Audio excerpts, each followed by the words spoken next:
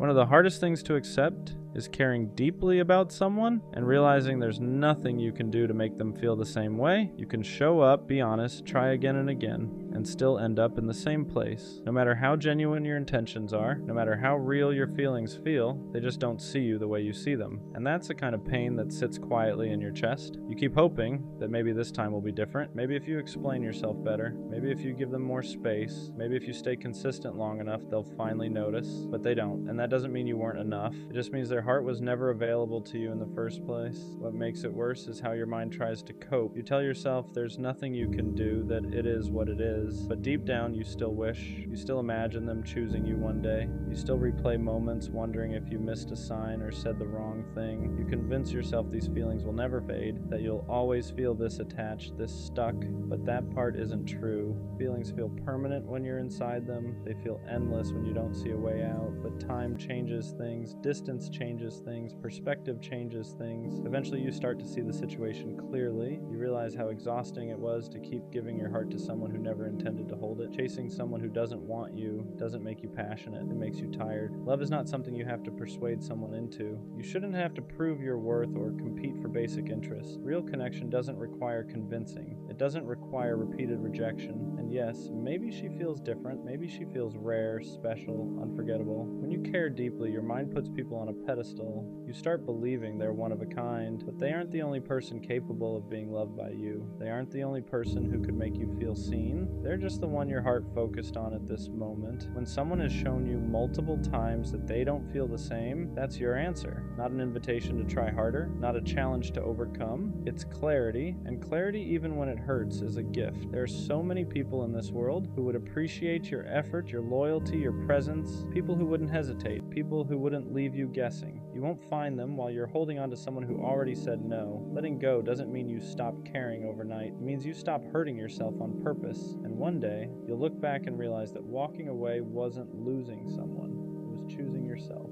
Sometimes I don't question if I love people. I question if I'm loved the same way back. Not liked, not wanted when it's convenient. Actually loved. The kind of love that chooses you even when it's inconvenient. Because attention is easy to get. Replies are easy. Compliments are easy. Late night I miss you texts are easy. But consistency is rare. And sometimes I sit there wondering, do they love me? Or do they just like how I make them feel? I show up fully, I remember details, I check in, I move intentionally.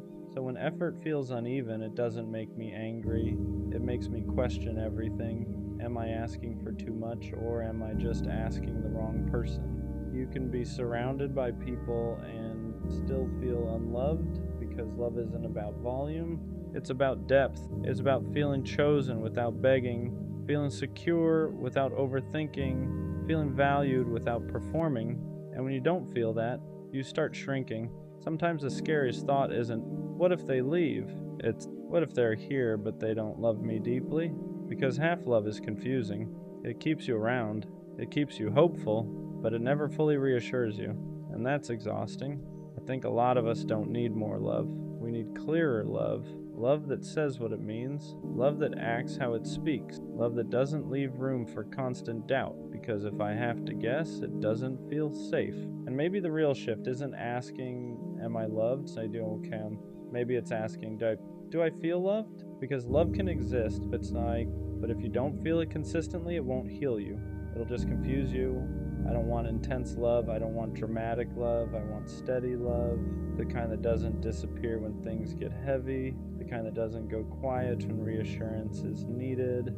The kind that doesn't make me earn my place. If I'm loved, I shouldn't have to decode it. I shouldn't have to overanalyze it. I shouldn't have to convince myself of it. Love shouldn't feel like a debate. It should feel like certainty. So am I loved? Maybe the better question is, am I staying in spaces where I consistently feel valued? Because real love doesn't make you question your worth. It reinforces it, and if I ever have to constantly wonder whether I'm loved, that might be my answer. It's always at night when everything hits at once. Your room gets quiet, your phone is dry, everyone's asleep, and suddenly your mind keeps replaying everything. You try to forget the laughs, the old texts, the what ifs. You start missing people you swore you moved on from. You start feeling things you buried a long time ago. And it's not even about wanting them back. It's about wishing things just ended differently. Wishing you said more or nothing at all. You ever lay there staring at the ceiling, feeling like the past is louder than the present? It's like Aaron from Attack on Titan, haunted by the weight of what's already gone, but still pretending to move forward like it doesn't hurt. And the worst part? You can't talk to anyone about it because it's 2 a.m. and no one would get it anyway. But let me remind you this. Those memories, they're just echoes. They feel loud now, but they don't define you. You lived through them and you're still here, and yeah, it hurts, but that means you cared. And caring, that's not weakness. That's proof you're human. So breathe. You won't feel like this forever. It always gets heavier at night. Not during the day when there's noise, distractions,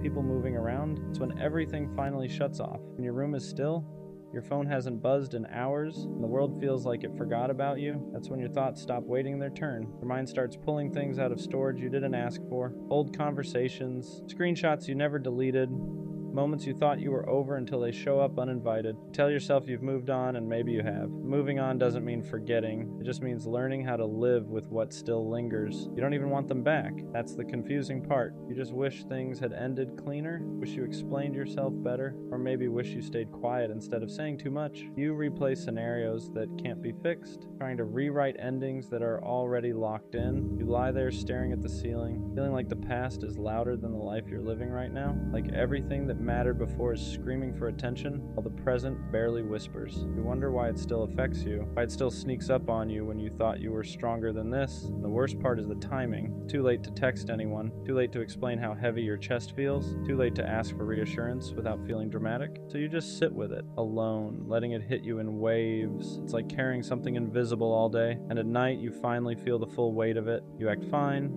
you move forward, but inside, there's still grief for versions of life that never happened, for people who changed, for moments that ended before you were ready. But here's what matters. Those memories aren't commands, they're echoes. They sound loud in the quiet, but they don't control where you're going. They don't erase the fact that you survived them.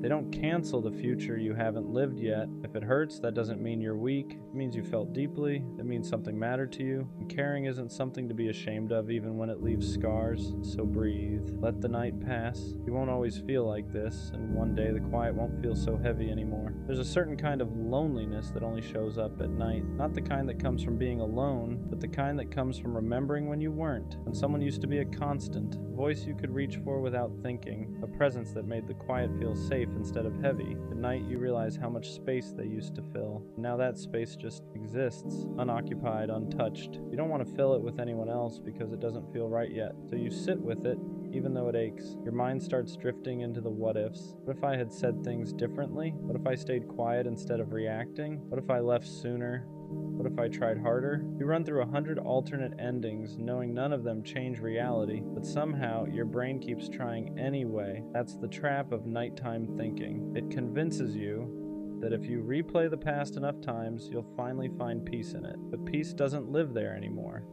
All that's left are lessons and memories, and sometimes even those feel too loud. You start feeling behind in life, like everyone else is moving forward while you're stuck unpacking things you never asked to carry. You scroll through your phone, watching people live, love, laugh, post highlights, and you wonder why your heart feels so heavy when everyone else seems fine. But comparison at night is dangerous. You're seeing everyone else's daylight while you're stuck in your midnight, and that will always feel unfair. What you don't see is how many people are lying awake just like you, staring at ceilings, replaying moments, trying to make peace with things that didn't turn out the way they hoped. You're not broken for feeling this way. You're processing, you're grieving, you're letting go in real time, even if it doesn't feel like it yet. And slowly, very slowly, these nights will change. They won't disappear, but they won't crush you either. The memories will still come, but they won't steal your breath. The quiet will start feeling less empty and more calm. You won't always feel haunted by the past. One night, you'll realize you're thinking about tomorrow instead of yesterday. Eventually, you start noticing that the nights don't hit the same every time. Some nights still hurt, yeah, but other nights feel quieter in a different way.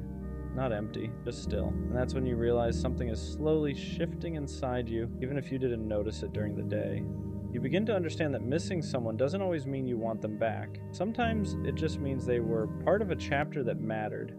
a chapter that shaped you. And endings like that don't disappear quietly. They linger, they echo, not because you're stuck, but because you lived it fully. At night, you start reflecting less on them and more on yourself, on how much you've changed since then, on how certain things you tolerated before you'd never accept now, on how some versions of you had to break so newer ones could exist. And that realization is bittersweet, because growth often comes wrapped in loss. You realize that the pain isn't pointless. It taught you boundaries. It taught you what effort looks like when it's real. It taught you how to spot the difference between attention and intention. Those lessons didn't come cheap. They weren't wasted either. There are still moments when the past creeps in unannounced, and a random thought tightens your chest for a second. But now, you don't spiral the way you used to. You acknowledge it, let it pass. You don't punish yourself for remembering. You don't shame yourself for caring, and that's progress. You stop asking, why did this happen to me? You start asking, what did this teach me? And that question changes everything. The nights don't feel like battles anymore. They feel like checkpoints. Moments where you check in with yourself, where you realize how far you've come even if you still have a long way to go. And one day, you'll lie in bed and realize your thoughts aren't pulling you backward anymore. They're just passing through. And for the first time in a while, the quiet won't feel heavy. It'll feel earned. There's a point where the night stops feeling like an enemy and starts feeling like a mirror. Not one that judges you, but one that shows you who you've become. You're not the same person you were back then. You don't react the same. You don't attach the same. You don't give pieces of yourself away as easily. And while part of you misses that softness, another part of you is grateful you learned how to protect it. You start realizing that healing isn't loud. It doesn't announce itself. It doesn't show up all at once. It happens in quiet moments like this, when you choose not to spiral, when you choose not to reach out, when you choose to sit with your feelings instead of running from them. Those small decisions stack up, even if it doesn't feel like it yet. Some nights you'll still feel that ache, that sense of loss, but it won't feel like panic anymore. It'll feel like a reminder that you loved something real, reminder that you're capable of depth. And instead of breaking you, that thought will start to ground you. You'll also start noticing how much space you've created. Space in your mind, space in your heart, space in your life. At first, that space felt terrifying, like something was missing. Now it starts to feel like potential, like room for something healthier, something calmer, something that doesn't require you to lose sleep just to feel secure. You begin trusting yourself again, trusting that you can handle whatever comes next, trusting that even if something ends, you won't fall apart the way you once did. You've already proven that to yourself night after night just by getting through. And that's the part people don't see. They don't see the growth that happens in silence. They don't see the strength it takes to sit with your thoughts and still choose to move forward. But you know, and that's enough. The night won't always feel like this. One day it'll just be night. No wait, no replay, just rest. At some point, you stop fighting the memories when they show up. You don't chase them, but you don't shove them away either. You let them pass through like background noise instead of letting them take over the whole room. That's when you realize you're not healing by force anymore. You're healing by acceptance. You accept that some nights will still feel heavier than others, that certain dates, certain places, certain songs will still stir something inside you. But now, those moments don't define your entire mood. Don't steal the whole night. They're just moments, and moments pass. You also start understanding that the past isn't trying to pull you back, just reminding you that you lived, that you felt something real, that you weren't numb, and there's something powerful about that, because numbness is easy. Feeling is brave. You stop asking yourself if you'll ever fully move on. That question slowly loses importance. Instead, you start asking, am I okay right now? And most nights, the answer becomes yes. Not perfect, not amazing, but okay. And that's enough. You notice how your thoughts begin drifting toward things ahead of you. Plans, goals, small things you're looking forward to. First, it surprises you. Like, when did my mind start doing this? But that's how healing works. It sneaks up on you, one quiet night at a time. And even when the past visits, it doesn't feel like a threat anymore. It feels like a chapter you've already read. One that mattered. One that changed you. Not one you need to reread every night to understand. You're learning how to rest without carrying everything with you, how to sleep without replaying endings, how to let the present exist without being overshadowed by what's already gone, and that's progress. Whether you recognize it yet or not, there's a quiet confidence that starts forming in you after all those nights. It doesn't come from feeling happy all the time. It comes from knowing you can sit with discomfort and still be okay. You've already faced the worst parts of your thoughts in the dark. and they didn't destroy you. That realization changes how you move through life. You stop being afraid of the quiet. Silence doesn't feel like abandonment anymore. It feels neutral, sometimes even comforting. You don't need constant noise or validation to feel grounded. You've learned how to be alone without feeling lonely. And that's something a lot of people never figure out. You also become more honest with yourself about what you want, about what you won't tolerate again, about the kind of connections you deserve. The nights taught you that chasing what's gone only keeps you stuck, and protecting your peace isn't selfish, it's necessary. And when you think back on the people you missed, the pain isn't as sharp. There's still tenderness there, but it's softer now, less like a wound and more like a scar. Proof that something happened, but also proof that it healed. You start trusting that life doesn't end with one loss, that the world doesn't stop because something did. You realize that endings don't erase everything that came before them, and they don't block everything that comes after. They just redirect you, and one night, without any dramatic moment, you'll notice something small but important. You're tired in a normal way, not emotionally drained, not overwhelmed, just ready to rest. And as you close your eyes, you won't feel haunted, you'll feel present, and then one night, it doesn't hurt anymore. Not in the way it used to. You still remember, but the memories don't grip your chest. They don't steal your breath. They don't pull you backwards. They just exist quietly like old photographs stored away instead of wounds left open. You realize you didn't get over it all at once. You outgrew it slowly, night by night, thought by thought. You kept living even when it was hard. You kept choosing yourself even when part of you wanted to stay stuck in what was familiar. And without noticing, you built something stronger than closure. You built resilience. The nights that once felt unbearable became lessons. They taught you how to sit with yourself, how to listen instead of run, how to accept endings without needing them to make sense. And because of that, you're not afraid of feeling anymore. You're not afraid of caring. You're not afraid of loving again when the time is right. You understand now that pain doesn't mean you failed. It means you were present. It means you opened your heart in a world that doesn't always know how to hold it gently, and that's not something to regret, that's something to respect. Past no longer defines you, it informs you, it shaped you, but it doesn't own you. You carry it with wisdom now, not weight. And the quiet you once feared, it's become peace. So if tonight feels heavy, remember this. You won't always feel like this. You are moving forward even when it doesn't feel obvious. And one day, you'll look back at these nights and realize they didn't break you. They built you. Sometimes I feel like love just isn't meant for me. Not in a dramatic way, not in a woe is me way, just quietly, like I've watched it find everyone else and somehow keep missing me. I've done the work, I've tried to heal, I've tried to be patient, I've tried to love right, and still, nothing sticks. People come close, but never close enough to stay. They show interest, but never intention. I'm always almost chosen, almost loved, almost enough. And after a while, you stop asking what's wrong with them and start asking what's wrong with you. You start wondering if maybe you're just built differently, if maybe you feel too deeply for a world that loves lightly. I don't think love avoids me because I'm unlovable. I think it avoids me because I don't fit into how people love now. I don't do casual well. I don't know how to care halfway. I don't know how to pretend I wouldn't be hurt if it ended. And that makes people uncomfortable. They like the idea of me. They like the attention. They like being wanted. But when it comes time to choose, to commit, to stay, they hesitate. So I end up alone again. Not because I didn't try, but because I refuse to chase what doesn't choose me back. And that's the part no one talks about. Sometimes loving yourself means accepting that love might take longer to find you, or worse, that it might not come at all. And that's a scary thought because I don't want much. I don't want perfection. I don't want fantasy.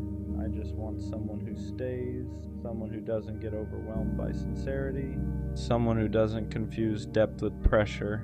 But the longer time passes, the quieter that hope gets. Not gone, just tired. I don't hate love. I don't resent it. I'm just starting to wonder if it has a place for me, and if it doesn't, I guess I'll have to learn how to live a full life without it. Not because I stopped believing, but because believing started to hurt more than letting go. It's not even the loneliness that gets me anymore, it's the pattern. How people come into my life with energy and leave with excuses. How they swear they like me, but never enough to stay consistent. Never enough to choose me when it's not convenient. Never enough to make me feel secure. and I'm tired of hearing the same lines in different voices. I'm not ready. I'm focusing on myself. You deserve better. And maybe I do. But why does better never turn into someone who stays? At some point you stop feeling unlucky and start feeling singled out. Like love has an address, and somehow it keeps getting my name wrong. I watch people get loved loudly, chosen publicly, protected without asking, and me? I get almost commitment, almost consistency, almost somebody's favorite, and that almost does something to you. It makes you question your personality, your looks, your worth, your timing. Like if you could just fix one thing, love would finally land. But then the quiet truth hits. Love isn't avoiding me because I'm impossible to love.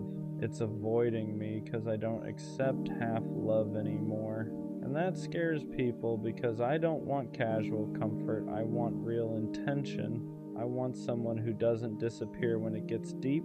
Someone who doesn't treat effort like a favor. Someone who doesn't love me in waves. And if that kind of love doesn't exist for me, then I guess the hardest thing I'll ever do is stop waiting for it to show up. Not because I'm bitter, because I'm tired. After a while, you stop getting excited when someone new shows up. Not because you don't want love, but because you don't trust it to stay. So you hold back without meaning to. You don't open all the way. You don't imagine futures anymore. You don't let yourself get attached too fast, because every time you did before, it ended the same way. Distance, silence, someone slowly pulling away while pretending nothing changed. So now you detach early. Not out of coldness, do you? Out of self-defense. You start preparing for the ending before the beginning even settles. You keep one foot out the door because history taught you that staying hopeful hurts more. And the worst part, people feel that. They sense your hesitation, your guardedness, your quiet expectation that this won't last, and they match it. They don't go all in, they don't invest deeply, they keep things light, flexible, undefined, which only confirms what you already believed. Love doesn't choose you fully, so the cycle repeats. You expect love to leave. Love senses you're bracing, no one commits, everyone walks away, and you're left wondering if love avoids you, or if you've learned not to trust it enough to let it stay. That's the cruel part. You didn't become distant because you don't care. You became distant because you cared, and it kept costing you. So now you protect yourself by expecting less, and every time love passes you by, it reinforces the same quiet thought. Maybe love isn't meant to find me. Maybe it's meant to pass through. Eventually, hope stops hurting loudly. It just fades. You don't cry about love anymore. You don't rant about it. You don't even talk about it much. You just stop expecting it. You start telling yourself that maybe love is for other people. People who are easier, people who don't feel as deeply, people who fit better into how relationships work now. And that belief settles in quietly. You still show up. You still try when someone new comes around. But there's a ceiling now. You don't let yourself dream past the present. You don't imagine forever. You don't let excitement get too loud. Because disappointment trained you, you learned that getting your hopes up only makes the fall harder. So you keep them low, manageable, contained. People think you're calm, they think you're chill, they think you're emotionally mature, but really you're just tired of believing in something that keeps proving you wrong. You start romanticizing independence, telling yourself you don't need love anyway, that you're better off alone, that attachment is overrated, and maybe part of that is true. But another part of you still aches when you see people chosen easily, loved openly, protected without asking. You don't envy them. You just wonder why it never seems to be you. And the scariest thought creeps in, what if this isn't a phase? What if this isn't healing? What if this is just acceptance? Acceptance that love won't find you no matter how patient you are, no matter how much you grow, no matter how carefully you love. So you make peace with the idea that maybe love isn't your story, and that peace feels less like relief and more like surrender. At some point, you stop chasing love altogether. Not in a dramatic, I'm done with love way, but in a quiet, tired way. You stop looking for it in rooms, stop expecting it in conversations, stop wondering if this person might finally be different. You still show up, you still talk, you still connect, but the hunger is gone. Not because you're fulfilled, but because you're exhausted. You've wanted love for so long that wanting it started to feel embarrassing, like asking for something that clearly wasn't meant to be yours. So you replace longing with numbness. You tell yourself you're fine, that you don't need anyone, that independence is better anyway. And some days you believe it, but other days it feels like you've just buried something alive. You don't get butterflies anymore. You don't get excited about potential. You don't let yourself feel anticipation, because anticipation has disappointed you too many times. People mistake this version of you for healed. They say you're strong. They say you're grounded. They say you've matured.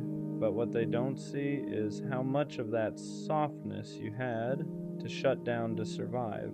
You didn't stop wanting love because you outgrew it. You stopped because wanting it started to hurt too much. And now you're in this strange in-between place. Not heartbroken, not hopeful, just waiting without believing. And the thought that scares you the most isn't being alone. I was wondering if you've waited so long that even if love did find you now, you wouldn't know how to let it in. Sometimes the thought hits you that maybe love did try to find you before, and that's harder to sit with than believing it never came at all, because then you have to ask yourself, if you were too hurt to see it, too guarded to trust it, too used to disappointment to believe something good could last, you replay moments differently now. People who tried to get close, but you kept at arm's length. Connections you didn't fully invest in because you were already bracing for the end. Not because they were bad, but because you were tired. Tired of hoping, tired of opening up, tired of being the one who cared more. So you stayed cautious, you stayed reserved, you stayed prepared to lose, and maybe that protection kept you safe, but it also kept you distant. That realization stings because it means love wasn't always the one that failed to show up. Sometimes it showed up quietly and you were too wounded to let it stay. But even knowing that, you don't blame yourself. You were doing what you knew how to do to survive repeated disappointment. You weren't cold, you weren't careless, you were scared to believe again and have it fall apart like it always did. So you chose control over vulnerability, distance over hope, certainty over possibility. And now you're left wondering if love will ever feel safe enough again to recognize when it's real. That question lingers, not loudly, not urgently, just quietly in the back of your mind. At some point, fear quietly replaces hope, not all at once, not dramatically, just slowly. You stop expecting good things to last. You stop trusting excitement. You stop letting yourself believe that something real could finally choose you. So you protect your heart. At first, it feels smart, responsible, like growth. You don't overshare. You don't get attached too fast. You don't let people see how much you care. But over time, protection turns into distance. You're not just guarding against pain anymore. You're guarding against connection. You start filtering yourself, keeping conversations surface level, holding back emotions before they even have a chance to exist. And people feel that. They don't push deeper, they don't try harder. They assume you're not that interested, which feeds the same belief again. Love doesn't choose you. But what's really happening is that fear is deciding for you. Fear is telling you it's safer not to hope, safer not to want too much, safer not to open the door all the way.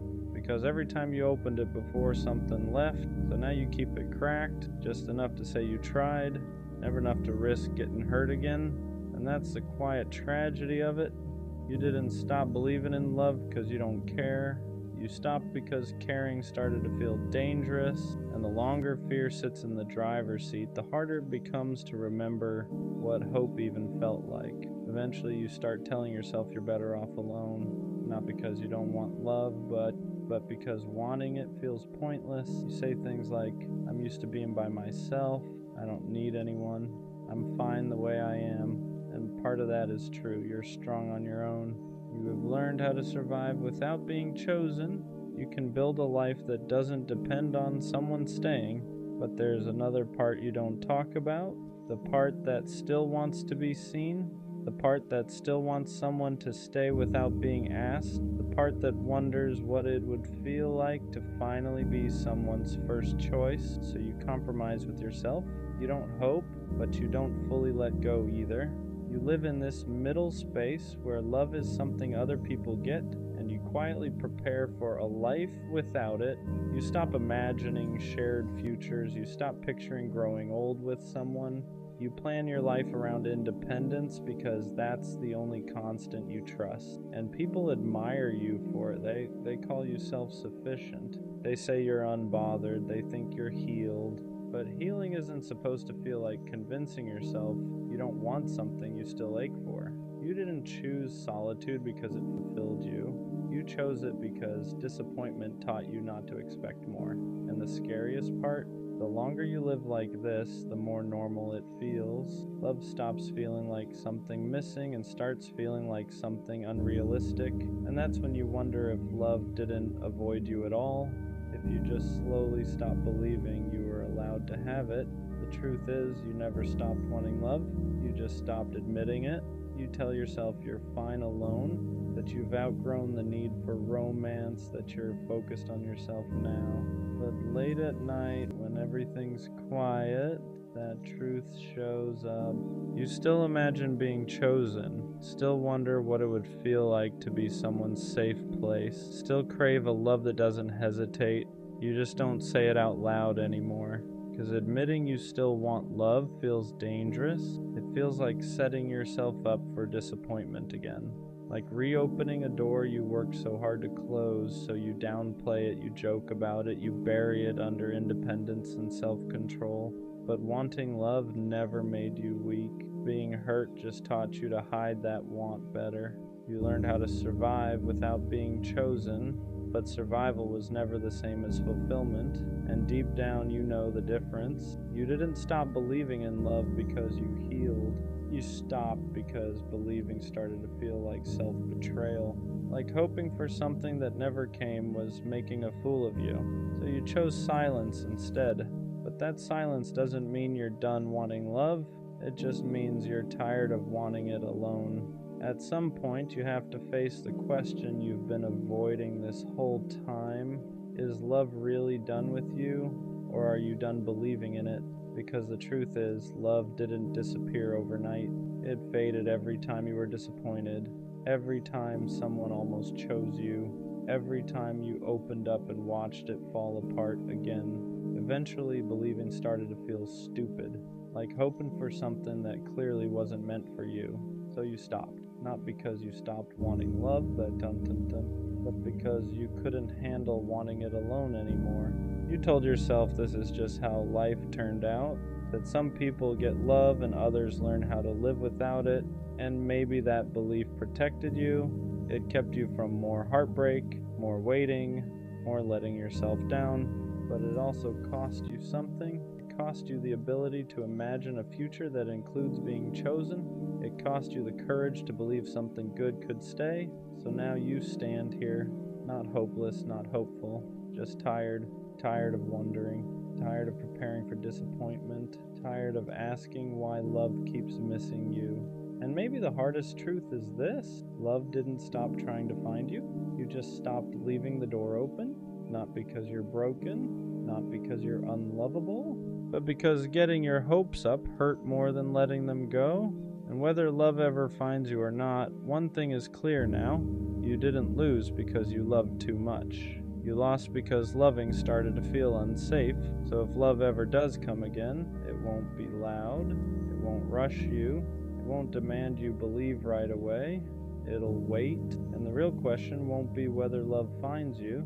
It'll be whether you're willing to believe again when it does. You're the least liked friend, and deep down you feel it. You're in the group, but somehow you're never really in it. You're always the one left out of plans, left out of conversations, left out of the moments everyone else seems to get invited to. And the worst part, you don't even need to put your phone on Do Not Disturb, because nobody's calling you anyway. Nobody's texting, nobody's checking up on you, nobody's asking how your day was. You could disappear for a week and they'd only notice when they need something. You feel lonely even when you're surrounded by people who claim to be your friends. You sense the distance growing. You sense the energy changing. Everyone else gets closer to each other while you feel yourself drifting further and further away. Your confidence? Gone. It feels like you're clinging to friendships just to avoid being completely alone. Like you're forcing conversations, forcing yourself into spaces where nobody is saving a seat for you anymore. You don't get invited to the parties, the hangouts, the late night calls, not even the game nights online. You're always the afterthought, if you're even a thought at all, and it messes with your head. It makes you feel like you're begging for the bare minimum, like you're trying so hard to keep people who wouldn't even notice if you stopped trying. The hardest part about growing up is realizing how rare real friends actually are. So many people out here are fake as hell.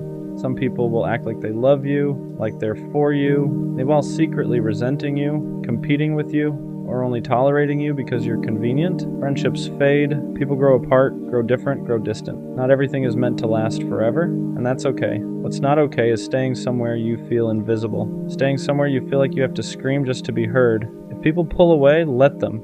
If they stop making space for you, create your own. Because holding on to people who don't value you only makes you lose yourself in the process. You will find your people, your real circle, the ones who make you feel seen without trying, the ones who notice the silence in your voice, the ones who actually want you around. But before that, you've got to love yourself first. You have to be okay with your own company, so you never settle for people who treat you like you're replaceable, because no one deserves to feel like the forgotten friend. No one deserves to feel like a burden in the spaces that are supposed to feel safe. Step back from the people who keep reminding you that you don't matter to them. Let them go, and trust that the right people, the real ones, will find their way to you. In due time, you'll finally find your crowd, the one you never have to fight to be part of. I shouldn't have texted her again.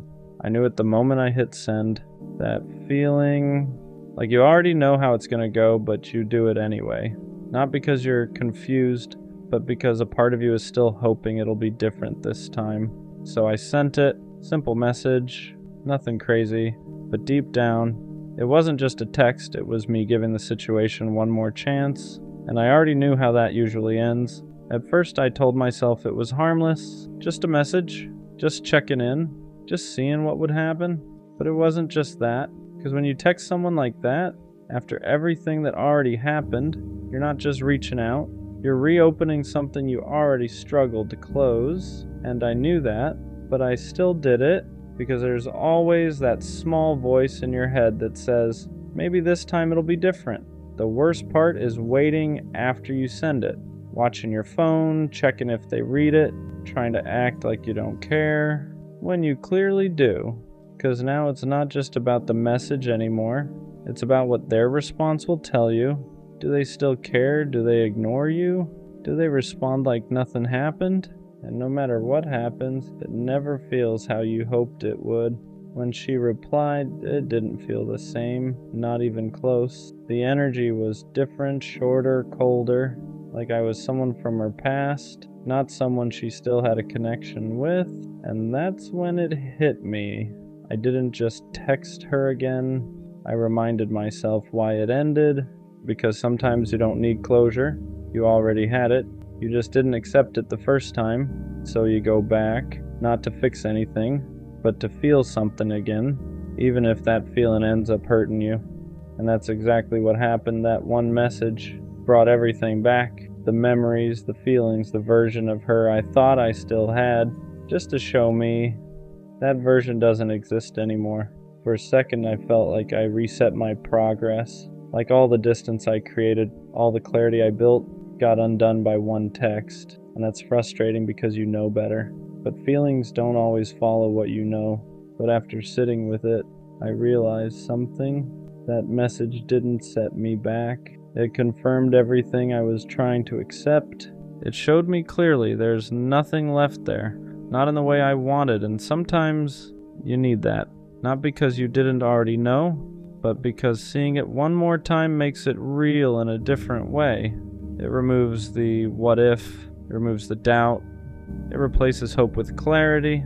So yeah, I shouldn't have texted her again, but I'm not mad that I did, because now I don't wonder anymore. Now I don't think maybe it could have been different. I saw it, I felt it, and I understand it. Some things don't need another chance. They already showed you everything the first time, and next time, I won't send that message because I won't need to.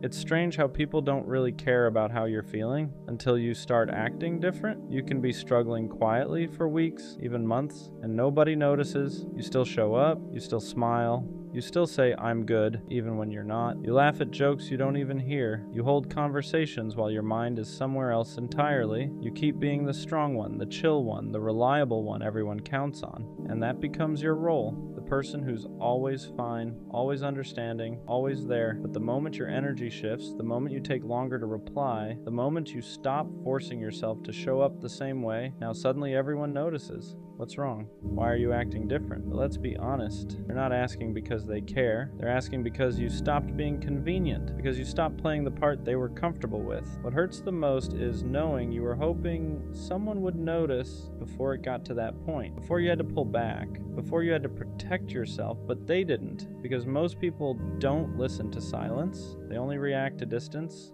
They don't see you drowning when you're still smiling. They only care once you stop swimming for them. And that's when you realize the truth. People don't miss you when you're struggling. They miss you when your absence disrupts their life. So don't feel guilty for pulling back. Don't apologize for choosing peace. You're not cold.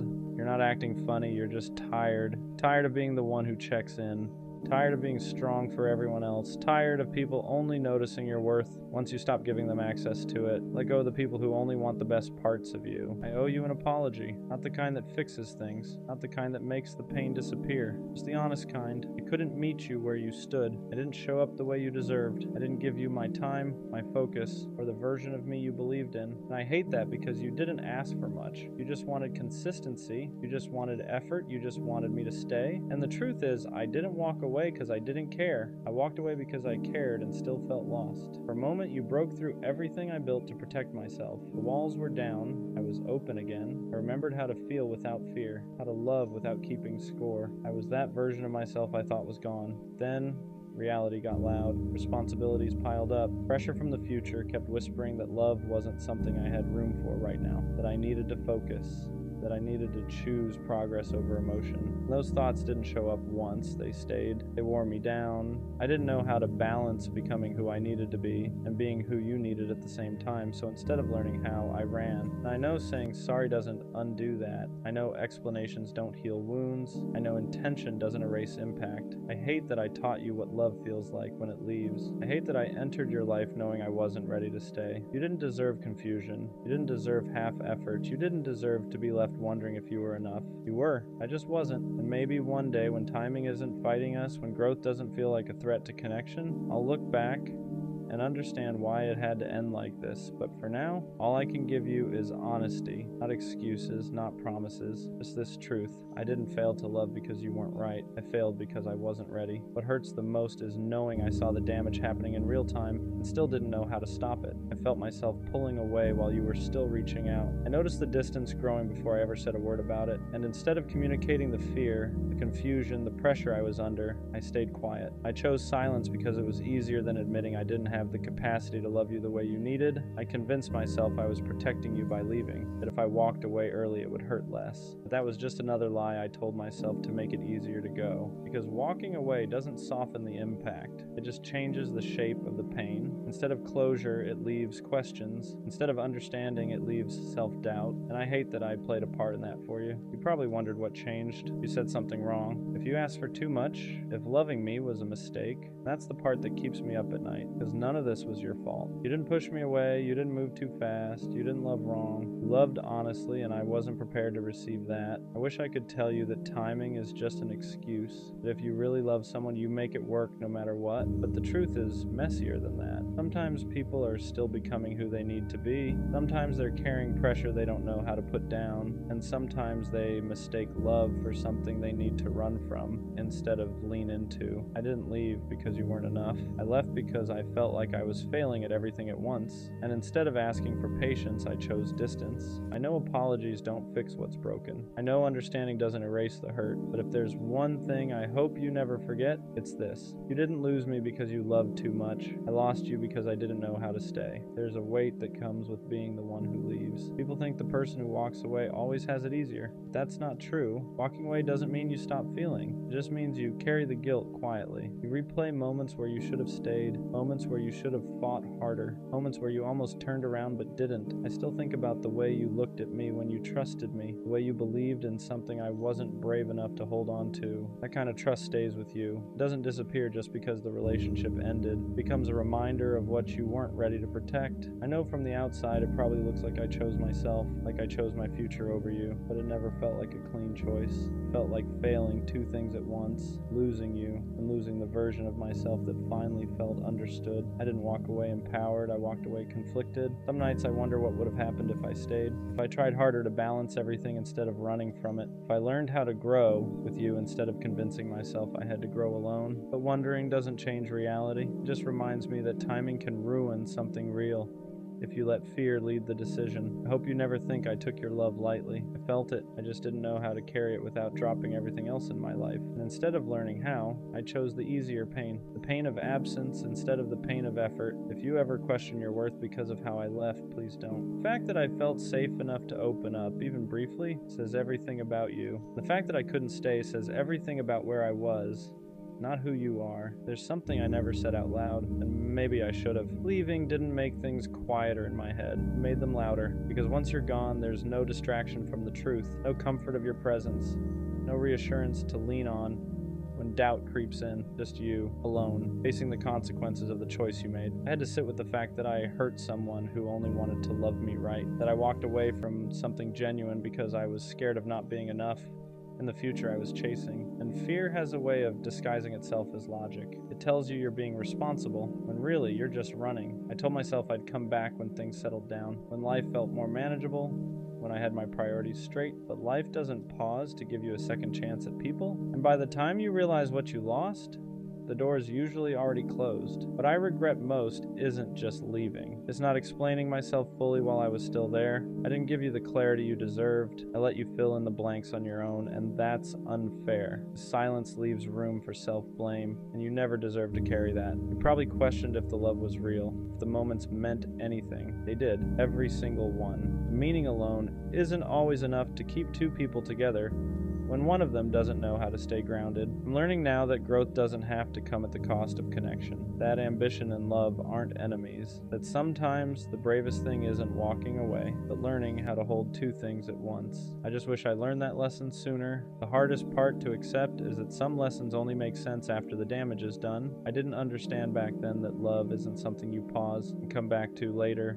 When life is more convenient, love happens in the middle of the chaos and the uncertainty and the balancing act you're scared you'll fail at. And I failed because I thought I had to choose one path or the other. I thought I had to become someone first before I could love you properly. I didn't realize that loving you could have been part of becoming that person. Instead, I treated love like a distraction instead of support, like something I had to set aside instead of something that could have helped carry the weight. Now I see how unfair that was to you. You were willing to grow alongside me. You weren't asking for perfection. You were asking for presence, for effort, for honesty. And instead of trusting that, I doubted myself so much that I made the choice for both of us. There's a strange loneliness that comes with choosing growth the wrong way. You make progress, but it feels hollow. You reach milestones and realize there's no one to share them with. And that's when it hits you that success without connection can still feel empty. I don't regret wanting more out of life. I regret not knowing how to include you in that vision. I regret thinking I had to do everything alone, because strength isn't isolation. Strength is knowing when to lean on someone who's willing to stand with you. If I could say one thing without apologizing again, it would be this: don't let my fear make you afraid to love again. Don't let my timing convince you that you asked for too much. You didn't. I just wasn't ready to rise to the moment. There's a quiet regret that doesn't show up right away. It creeps in later when life slows down and you finally have time to reflect. When the noise fades and you're left alone with the truth. That regret isn't loud or dramatic, it's subtle. The realization that you let go of something real. because you were afraid of not being able to handle it. I used to think walking away meant I was choosing myself. Now I understand that choosing yourself doesn't always mean leaving. Sometimes it means staying and learning how to show up better, and I didn't know how to do that back then. I thought distance would give me clarity. All it really gave me was perspective. I wish I had sooner. I see now how rare it is to find someone willing to love you while you're still figuring yourself out. Someone patient enough to stand beside you without demanding you have everything together. And I walked away from that because I didn't believe I could be both growing and loving at the same time. There are moments I want to reach out, to explain everything I didn't know how to say before, but I don't, because reopening wounds for my own peace wouldn't be fair to you. Some apologies are meant to stay unspoken, carried quietly as lessons instead of words. I hope you found someone who meets you with the same energy you gave, someone who doesn't hesitate, someone who chooses you without second guessing. And if you haven't yet, I hope you at least learned that the love you offer is rare. The way you care isn't something everyone can handle, but the right person will treasure it. As for me, I'm learning that readiness isn't something you wait for. It's something you practice, and I'm practicing now, even if it's too late for us. There's a strange kind of maturity that comes from realizing you can't undo certain things, not because you don't care enough, but because caring now would mean accepting that some doors close quietly and stay that way. And learning to respect that is part of growing up, even when it hurts. I've had to sit with the fact that love doesn't always come back around when you're finally ready. Sometimes it shows up before you know how to hold it, teaches you a lesson, and leaves. Not as punishment, but as preparation. And that's a hard truth to swallow when you realize the timing was off by just a little, but that little bit changed everything. What stays with me isn't just the regret, it's the clarity, the understanding of what I want to be different next time. I know now that I don't want to run when things get heavy. I don't want to choose distance just because I'm scared of failing. I don't want to confuse being busy with being unavailable. I don't want to leave someone guessing where they stand. You taught me that love isn't about having everything figured out. It's about choosing someone even when life is uncertain, about growing with someone instead of away from them. And even though I couldn't do that with you, that lesson is etched into me now.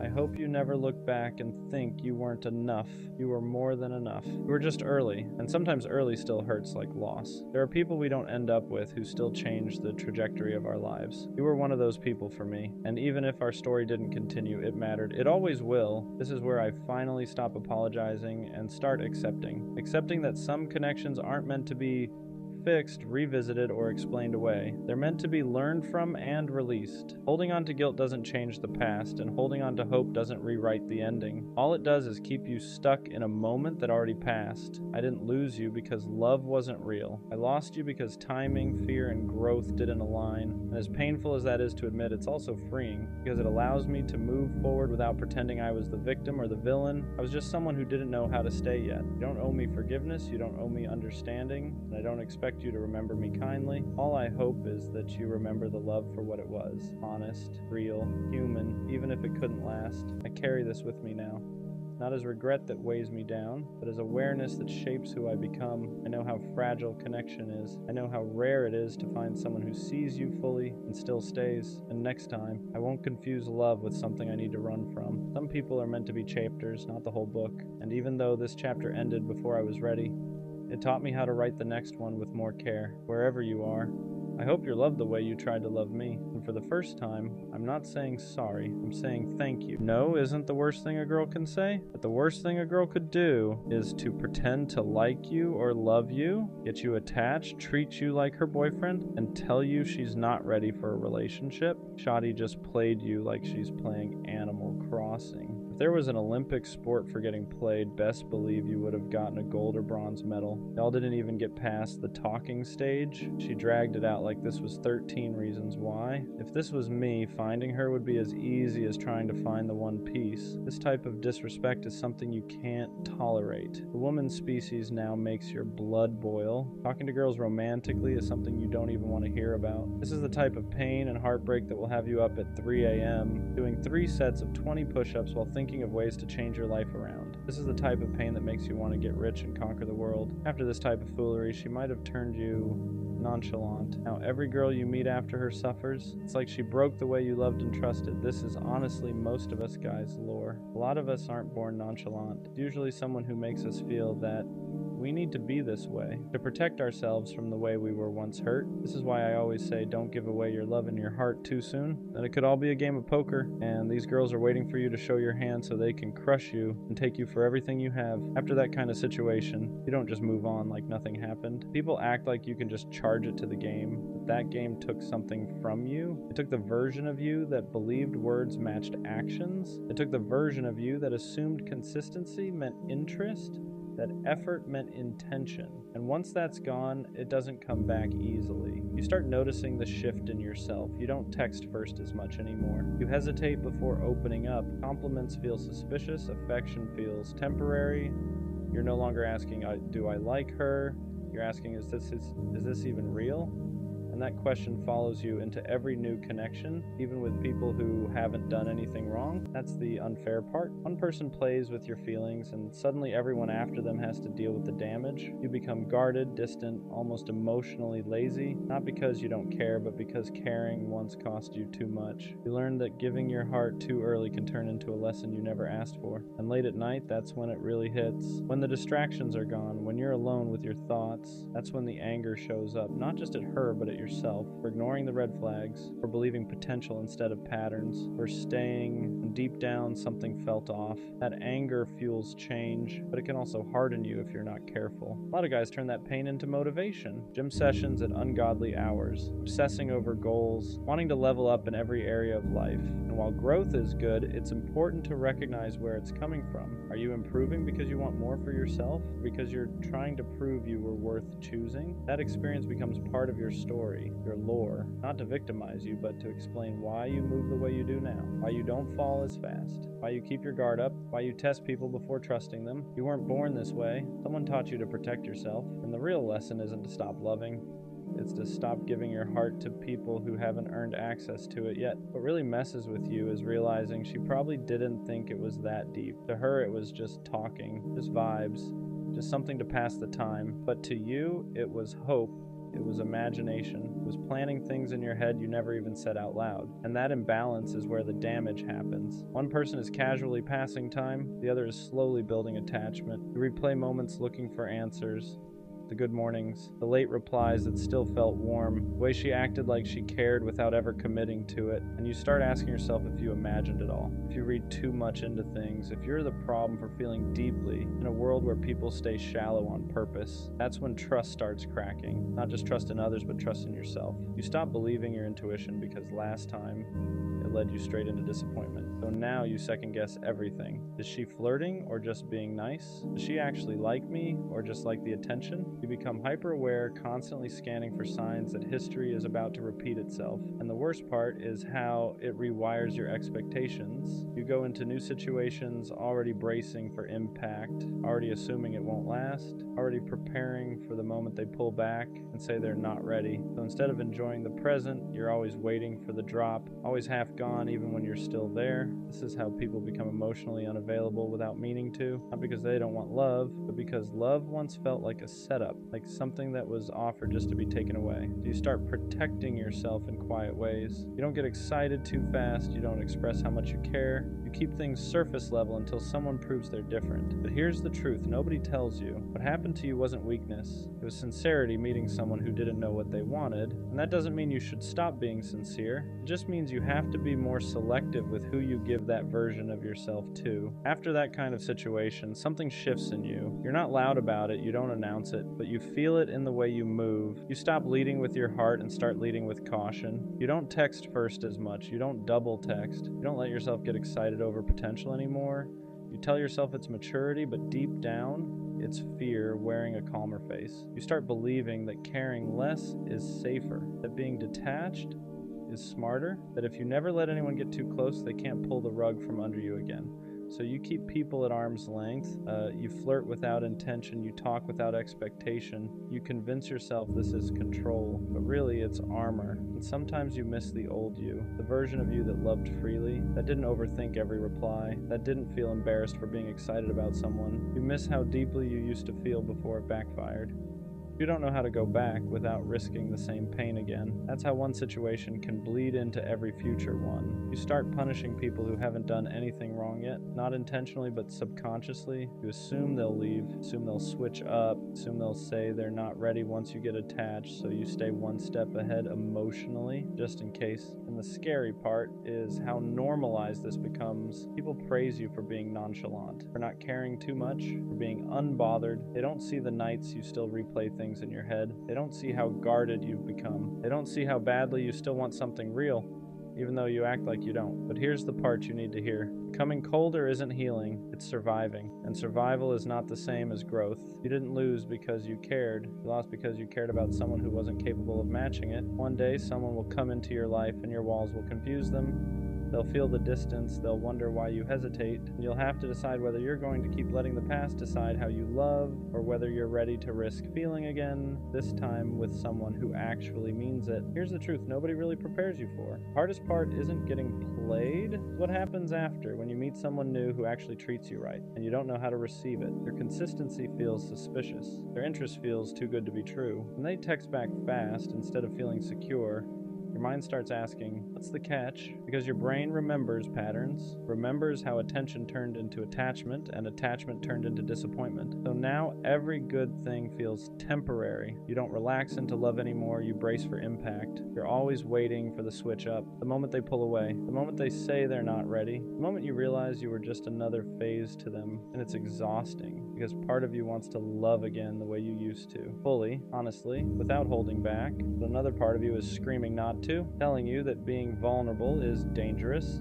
that letting someone see you is how you get hurt, so you stay halfway in, halfway out. Enough to not be alone, but not enough to be devastated again. That's why you start confusing peace with boredom. Healthy love feels quiet compared to chaos. There's no guessing games, no mixed signals, no emotional roller coaster. And because you got used to inconsistency, stability feels unfamiliar, almost wrong. You catch yourself thinking, why isn't this hurting? Why am I not anxious? And that's when you realize how much damage was done. But healing doesn't mean you'll never be cautious again. It means learning when caution is protecting you and when it's sabotaging something good. It means unlearning the belief that love has to hurt to be real. It means reminding yourself that not everyone is playing a game, even if someone once did. You're not broken for being guarded, you're human.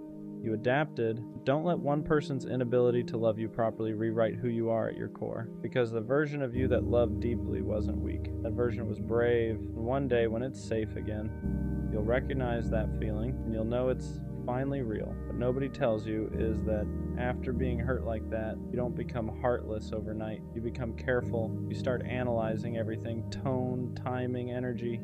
You replay conversations in your head, not because you're obsessed, but because you're trying to protect yourself from ever feeling that stupid again. You promise yourself you'll never miss the signs next time. So when someone new comes around, you don't jump in. You test the waters. You pull back just to see if they'll step forward. You stop texting first, not because you don't care, but because you're scared of caring more again. You don't want to be the only one invested. You don't want to be the one waiting ever again. And sometimes that defense mechanism costs you something real. The person in front of you isn't the one who hurt you. They're not playing games. They're not keeping you around for attention. They're just trying to get to know you, but your heart doesn't know the difference yet. It's still in survival mode. You might even catch yourself pushing them away emotionally, acting distant, acting unbothered, acting like you don't care as much as you actually do, because caring openly once led to pain, and you don't want to relive that lesson. You tell yourself you're just being smart now, more mature, more controlled. Deep down, there's a part of you that misses loving without fear, and that's the conflict. You want connection, but you don't want to bleed for it. You want intimacy, but only if it doesn't cost you your peace. So you move slow, you keep walls up, you tell yourself if it's meant to be, they'll stay. And if they leave, at least you didn't give them everything. Just know this. Healing isn't about rushing back into who you were before. It's about choosing who you want to be now. Someone wiser, someone more aware, but still open, still capable of real love. Because the goal was never to become cold, it was to stop giving your warmth to people who couldn't handle it. Here's the truth.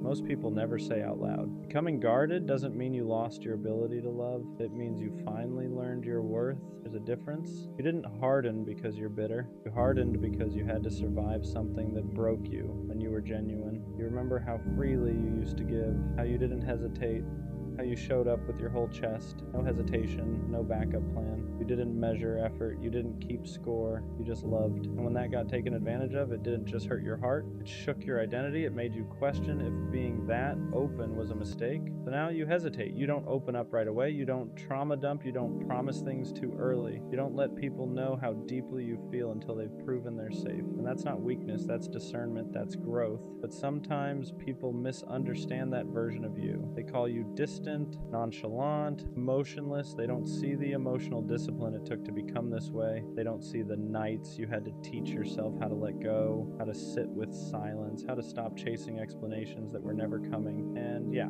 it gets lonely sometimes because not everyone has the patience to get past your walls.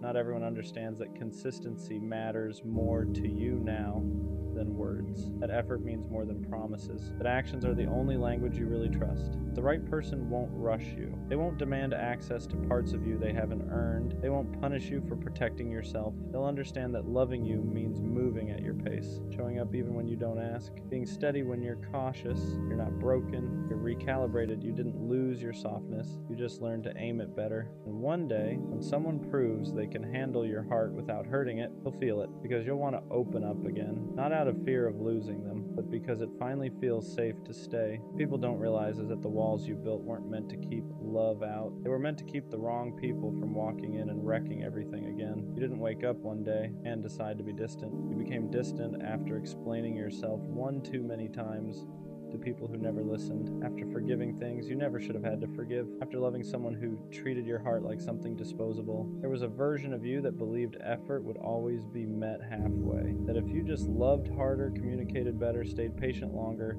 things would work out. And when that belief collapsed, it didn't collapse quietly, it shattered, because you weren't just mourning a person, you were mourning the version of yourself that thought love was always safe. So now you watch patterns, you notice energy shifts, you pay attention to how people show up when it's inconvenient, not when it's easy. You don't get attached to potential anymore. You don't romanticize promises. You wait to see if words and actions line up, and if they don't, you detach without explaining yourself the way you used to. Some people call that cold, but it's not. It's clarity. You're tired of giving the benefit of the doubt to people who already showed you who they were. You're tired of staying loyal to people who only kept you around when it benefited them. You're tired of feeling stupid for caring too much, so you stopped overextending. You stopped proving. You stopped begging to be chosen. And yeah, sometimes you miss how deeply you used to feel. Sometimes you miss how excited you got, how hopeful you were. But you also remember the crash, the nights you questioned your worth, the way your chest felt heavy for weeks, the way you blamed yourself for someone else's inability to love you properly. That's why you don't rush now. That's why you don't fall fast. That's why you protect your peace like it's sacred, because you know what it costs to rebuild yourself from emotional ruins. And the truth is, the right person won't see your caution as a flaw. They'll see it as proof that you value yourself. They'll be patient enough to earn your trust, consistent enough to soften your guard, safe enough to remind you that not everyone comes to take. You're not afraid of love, you're afraid of losing yourself again. And that fear makes sense. Here's the part nobody tells you when you go through something like that. The fact that you're guarded now doesn't mean you're broken. It means you survived, it means you learned, it means you finally stopped pouring yourself into people who treated your heart like something they could pick up and put down whenever they felt like it. You didn't lose your ability to love. You just stopped giving it to people who didn't know how to hold it. Deep down, that soft version of you still exists. The one who loves deeply, the one who shows up, the one who means what they say and stays when things get uncomfortable. You didn't kill that part of yourself. You just hid it, locked it away until someone proves they're safe enough to see it again. And that's growth, because love isn't about giving everything immediately anymore. It's about watching how someone treats your time, your effort, your vulnerability. It's about noticing if they stay consistent when there's nothing to gain, if they choose you when it's inconvenient, if they respect your boundaries instead of testing how far they can push them. You're not asking for perfection now. You're asking for honesty, for effort that doesn't disappear, for reassurance that doesn't feel forced, for a connection that doesn't make you feel anxious, confused, or small. And the right person won't make you feel like you have to guard yourself forever. They won't rush you. They won't pressure you to open up faster than you're ready. They'll understand why you hesitate, why you question, why you move slower than before, because they won't see your past as baggage. They'll see it as context. One day, Someone will come into your life, and instead of triggering your fears, they'll quiet them. Instead of making you overthink, they'll bring peace. Instead of making you feel like you have to protect yourself, they'll make you feel protected. Until then, it's okay to choose yourself. It's okay to walk away faster. It's okay to protect your heart. You're not cold. You're not heartless. You're just done bleeding for people who never planned to stay. And when love comes again, it won't break you, because this time, you know your worth. You're the punching bag in the friend group, the one they always pick on for no reason, the one who takes every joke, every insult, every comment, and somehow you're expected to just laugh it off.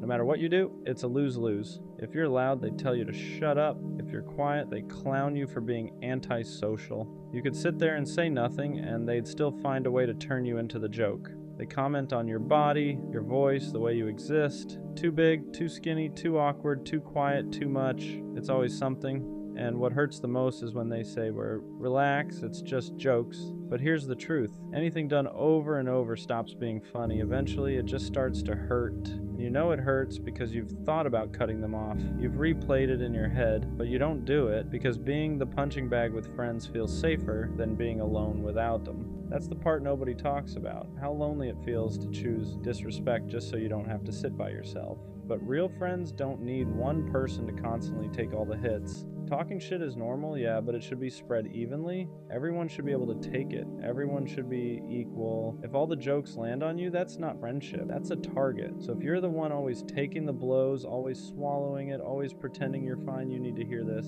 Cut them off, not out of anger, out of self-respect, because happiness isn't waiting for you where you're constantly being torn down. It's waiting for you the moment you finally choose yourself. I don't ask for much. I don't need constant reassurance. I don't need public displays. I don't need dramatic promises. But sometimes I catch myself wondering, do you even love me? Or do you just love the role I play in your life? Because there's a difference. Loving someone means you care about their heart. Liking what they do for you means you care about their presence, and those are not the same thing. I'm the easy one to love. I don't argue much. I don't complain often. Try to understand before reacting. I adjust. I compromise. I give space when needed. And sometimes I wonder if that's the problem. Because when you're low maintenance, people forget maintenance is still required. Love isn't just staying, it's how you stay. Do you check in on my feelings without me hinting at them? Do you notice when my energy shifts? Do you protect my heart the same way I protect yours? Or do you just assume I'm fine because I don't break down in front of you? I think what hurts the most is not being unloved, it's being loved passively.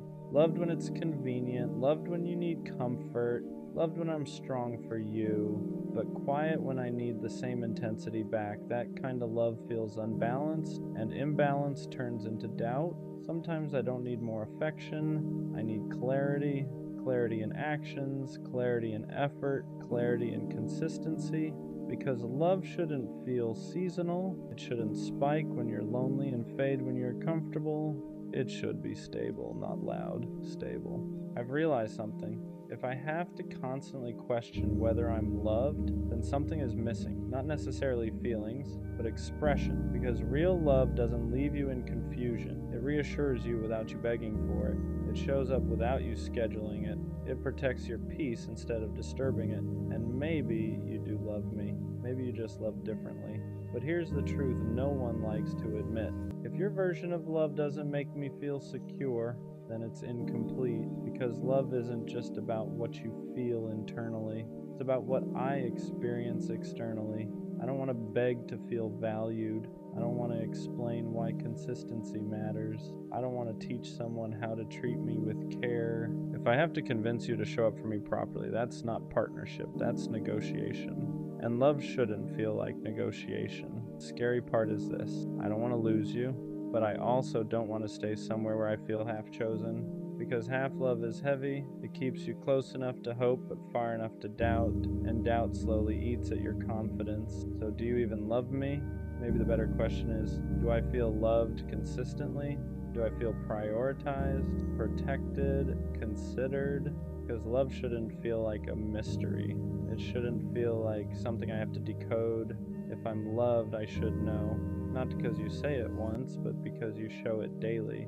And if I ever have to keep asking myself whether I'm loved, that might mean I deserve a love that doesn't make me question it at all. Sometimes the question isn't, will I find love?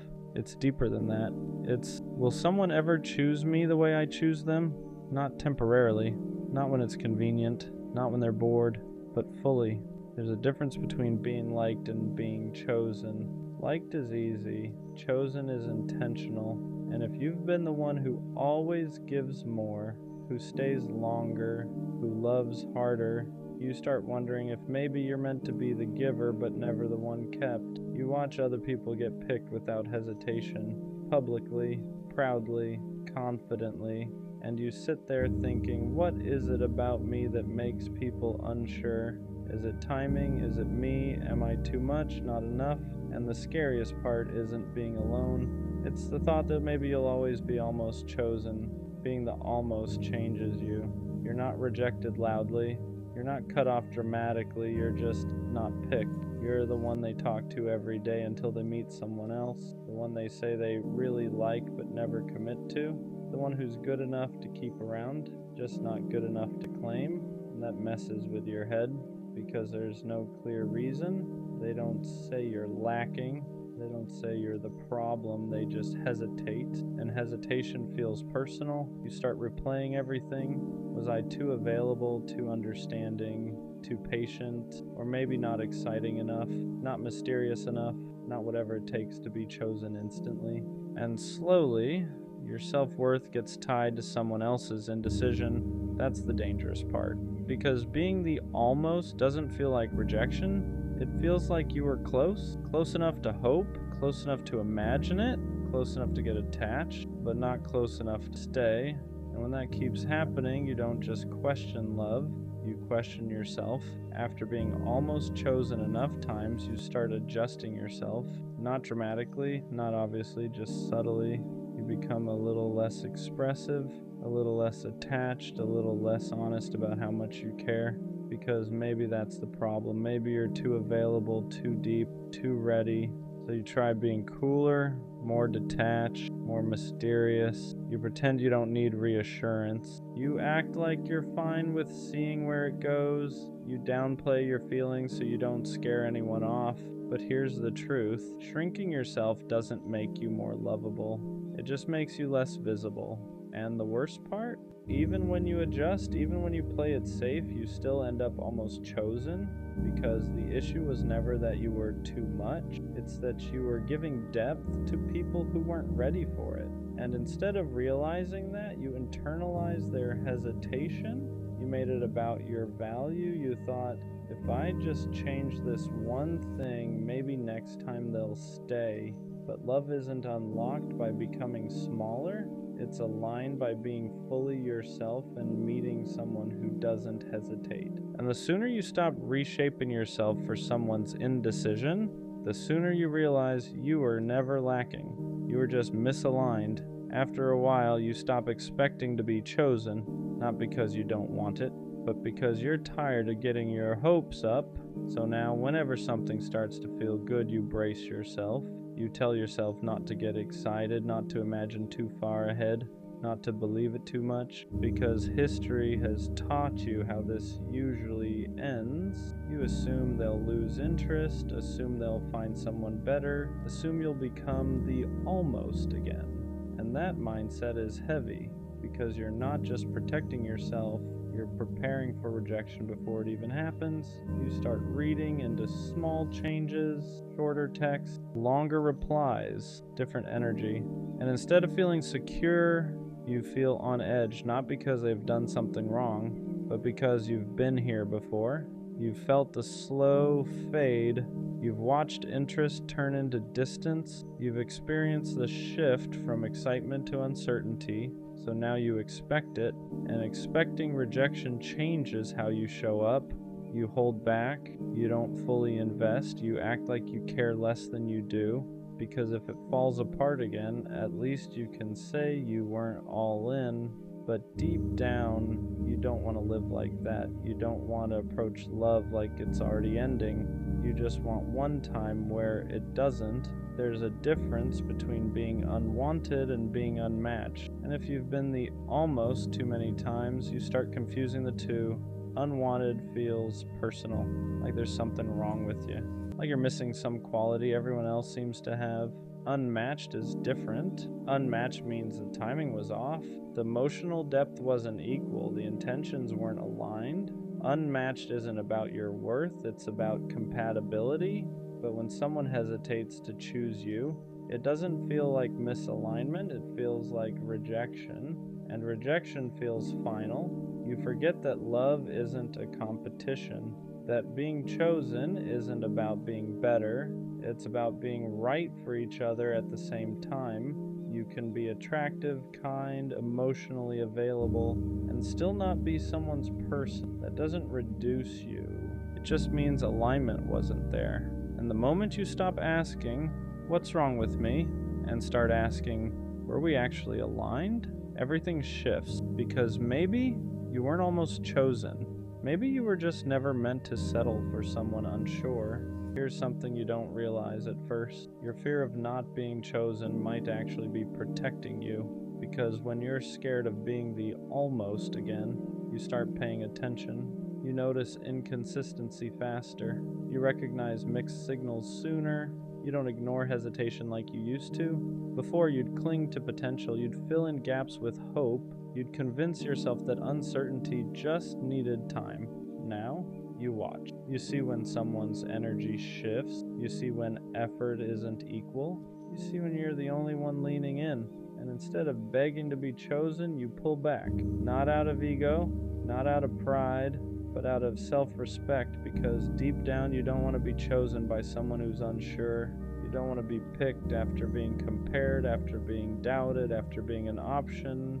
You want someone certain. So maybe the real shift isn't asking, will I ever be chosen? It's asking, do I even want to be chosen by someone who hesitates? And that question changes everything. At some point you get tired of chasing certainty from other people. You get tired of waiting for someone to confirm your value, tired of reading into words, tired of hoping their actions will finally match. So something shifts. Instead of asking, do they want me?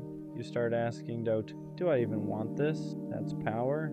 Because when you become certain in yourself, you stop needing constant reassurance. You know what you bring, you know how you love, you know the depth you offer.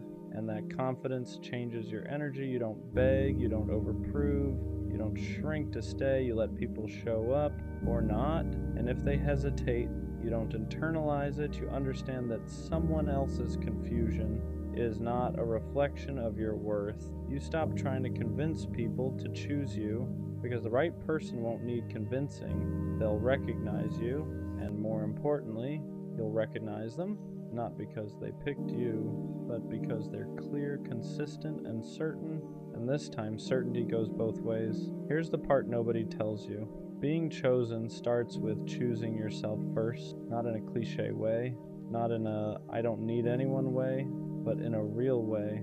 It's choosing not to stay where you feel unsure, choosing not to compete for attention, choosing not to lower your standards just to secure a spot in someone's life.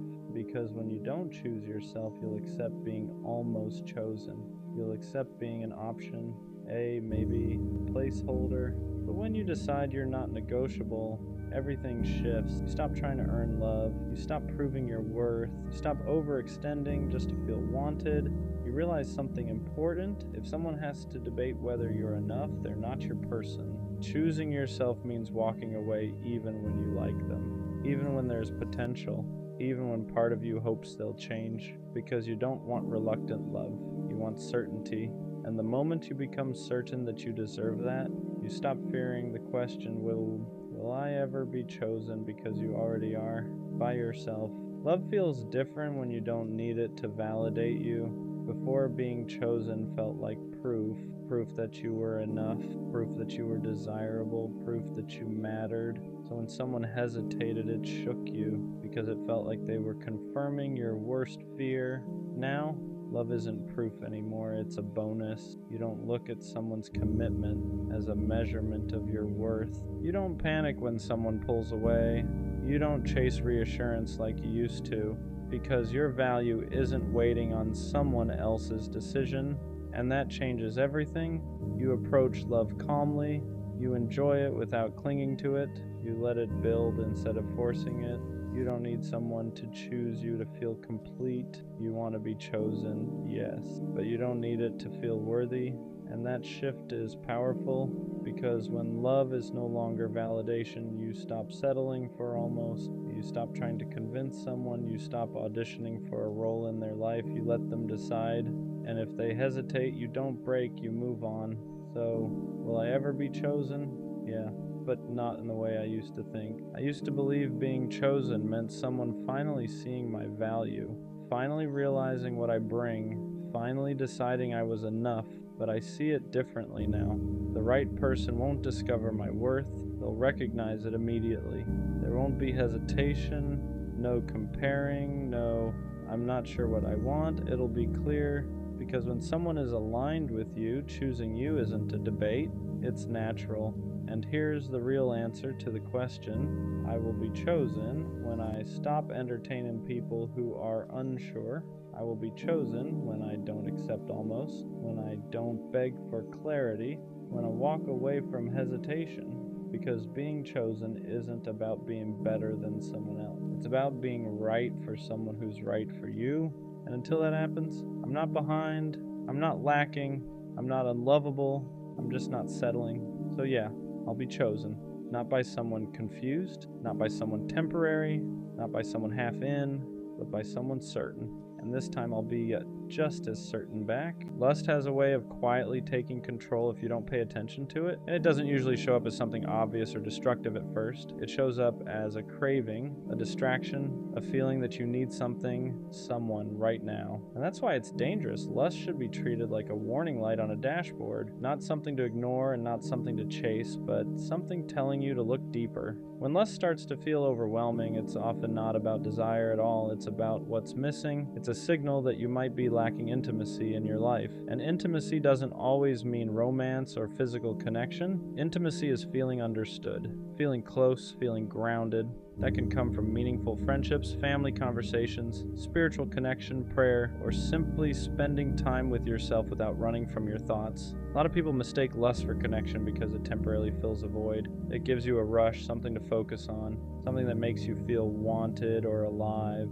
But once that feeling fades, the emptiness is still there. Sometimes it's even louder than before. That's how people end up stuck in cycles, chasing momentary satisfaction while pushing real healing further away. That craving you feel isn't something to be ashamed of, it's information. It's your mind and body telling you that something inside you needs attention. Maybe you're lonely, maybe you're disconnected from yourself, maybe you've been avoiding emotions you don't want to sit with. Lust becomes an escape when facing those feelings feels too uncomfortable. The problem starts when you indulge in it without awareness, when you constantly distract yourself instead of asking why the feeling is there in the first place. Every time you choose the distraction, you delay the work, you delay the growth, you delay becoming whole again. Instead of acting on that urge, pause. Ask yourself what you're really craving. Is it closeness? Is it validation? Is it comfort? Is it peace? Those needs can't be fulfilled by desire alone. They require honesty with yourself and sometimes discipline to sit with discomfort long enough to understand it. Healing begins when you stop running from the signal and start listening to it. Lust isn't the enemy.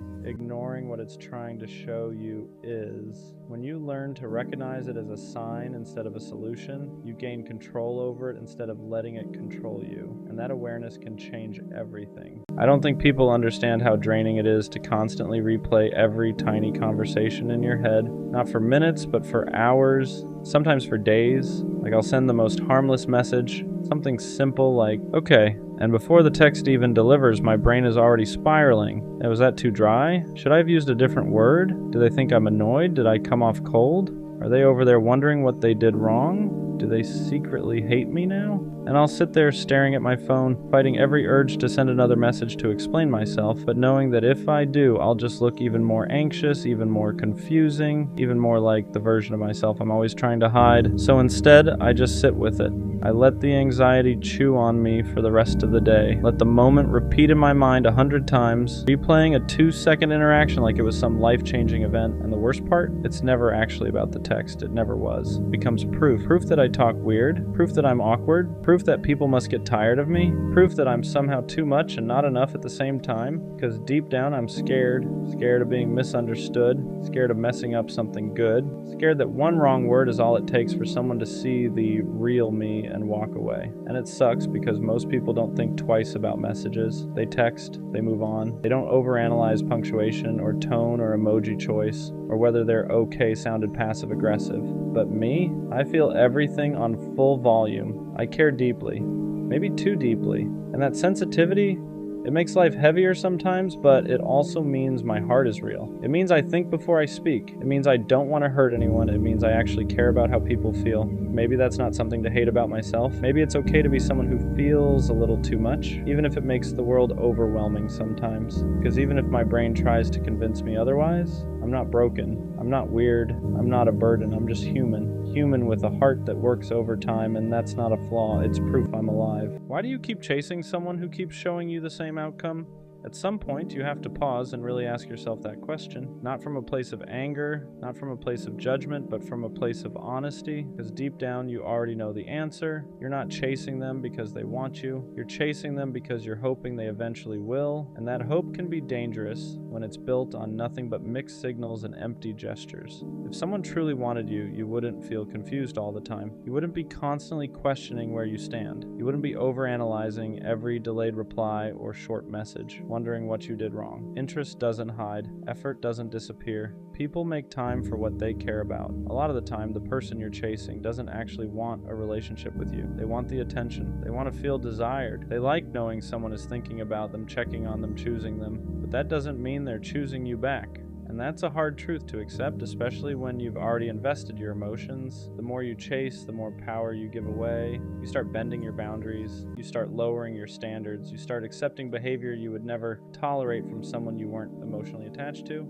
And slowly, without even realizing it, you teach them that they don't have to show up for you to keep you around. Self-respect isn't about being cold or heartless. It's about knowing when to stop pouring into a cup that's never going to fill you back up.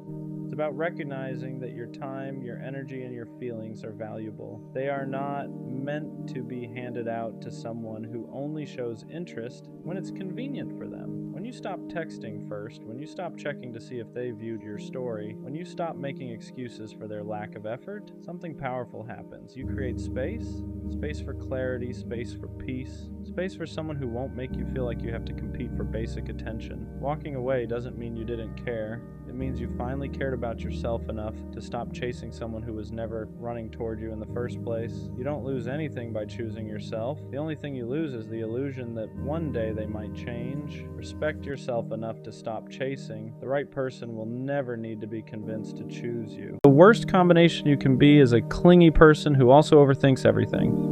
Because your heart and your mind are never on the same team. Your heart just wants closeness. It wants to be next to them, wants to hold them, hug them, feel their presence, fall asleep next to them, talk about nothing, do everything together.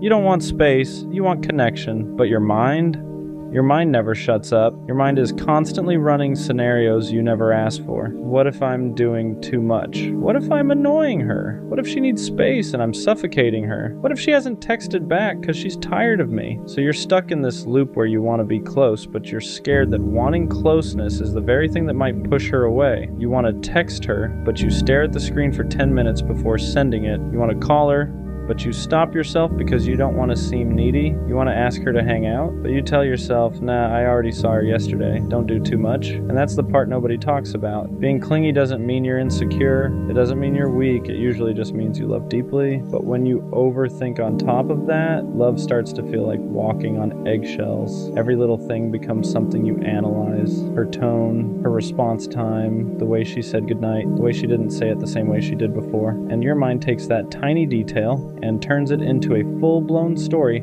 about how you're about to lose her, so you pull back. Not because you want to, but because you're scared. You start acting less like yourself. You become quieter. You stop being affectionate the way you naturally are. You stop saying what you feel in the moment. And the crazy part is, the thing you're afraid of becoming too much slowly turns into you becoming too little. You convince yourself distance is safer than vulnerability, that silence is better than risking rejection, that holding back is better than being honest. But here's the truth you need to hear. If she chose you knowing how you are, then you being yourself is not the problem. She didn't accidentally end up with you. She saw you. She learned you. She felt your energy, and she still stayed. Every thought in your head is not a fact. Just because your mind says something doesn't make it true. Your mind is trying to protect you from pain, but sometimes it protects you so hard that it sabotages the very thing you care about. Love isn't about constantly shrinking yourself so someone doesn't leave. Real love isn't built on fear. If someone truly wants you, your affection won't scare them away. Your presence won't be a burden. Your desire to be close won't be too much. And if someone makes you feel like it is, then the problem was never your heart. You don't need to punish yourself for loving loudly. You don't need to silence your feelings just to seem cooler. You don't need to turn cold to protect yourself. Sometimes the bravest thing you can do as an overthinker is trust that not every good thing is about to disappear. Let yourself love the way you love. Let yourself be close. Let yourself feel. Because the right person won't see your clinginess as a flaw. They'll see it as care, as effort, as love. And the moment you stop fighting who you are, love stops feeling like a constant battle inside your head. She said I wasn't man enough, and I won't lie. That one stuck, not because I believe it, but because when someone you love questions your masculinity, it hits somewhere deeper than regular criticism. It's not just about behavior, it's identity. It's everything you thought you were doing right suddenly being reframed as weakness. What does man enough even mean? Because I showed up, I communicated, I stayed loyal, I tried to fix things instead of run from them. But apparently that wasn't enough. Apparently being calm instead of aggressive was a problem. Apparently wanting to talk things through instead of shutting down made me soft. Apparently expressing emotion made me less of a man. And that's when I realized something dangerous. Some people confuse masculinity with dominance. They confuse emotional control with emotional absence. They confuse stability with weakness. And if that's the definition she was using, then maybe I was never supposed to fit it. But still, when she said it, it made me question myself. Because no matter how confident you are, words like that linger. They make you replay moments. They make you wonder if you should have been tougher, colder, less available, less understanding. And that's how toxic standards start reshaping you quietly. I started analyzing everything after that. Was I too patient, too willing to compromise, too quick to apologize? Because I thought being a man meant being responsible, being accountable, being emotionally mature. But maybe she wanted something louder, more dominant, more unpredictable, and that's confusing because society tells men two opposite things. Be strong, but don't be cold. Be vulnerable, but don't be weak. Lead, but don't control. And somehow you're supposed to balance all of it perfectly. So when she said I wasn't man enough, I started wondering, was I too emotionally available? Was I too steady? Was I not exciting enough? But here's the truth that took me time to accept. Being consistent doesn't make you less of a man. Being calm doesn't make you less masculine. Being emotionally intelligent doesn't make you weak. It makes you evolved. And not everyone is comfortable with evolved. Some people are used to chaos, used to intensity, used to men who are hard to access emotionally. So when they meet someone who communicates clearly and stands firm without yelling, it feels unfamiliar. And unfamiliar can feel unmanly to someone who's been conditioned differently. But that's not my problem to fix. The deeper issue wasn't her words. It was what they tried to take from me. My confidence, because when someone attacks your masculinity, they're attacking your foundation. They're saying you're not enough as you are, and that's heavy. But here's what I had to learn. Being man enough means being emotionally unavailable. If it means suppressing how I feel, if it means pretending I don't care, if it means dominating instead of communicating, then I don't want that version of masculinity, because strength isn't loud. It's controlled, it's stable, it's secure enough to not overreact. It's confident enough to not prove itself constantly. And maybe she mistook calm for weak. Maybe she mistook kindness for softness. Maybe she mistook emotional awareness for insecurity. But that doesn't redefine me, it just shows what she was used to. What hurt the most wasn't that she left, it was that she framed it like I lacked something, like I needed to become more, like I needed to step up into some undefined standard. But love isn't about becoming someone else to fit someone's idea of masculinity.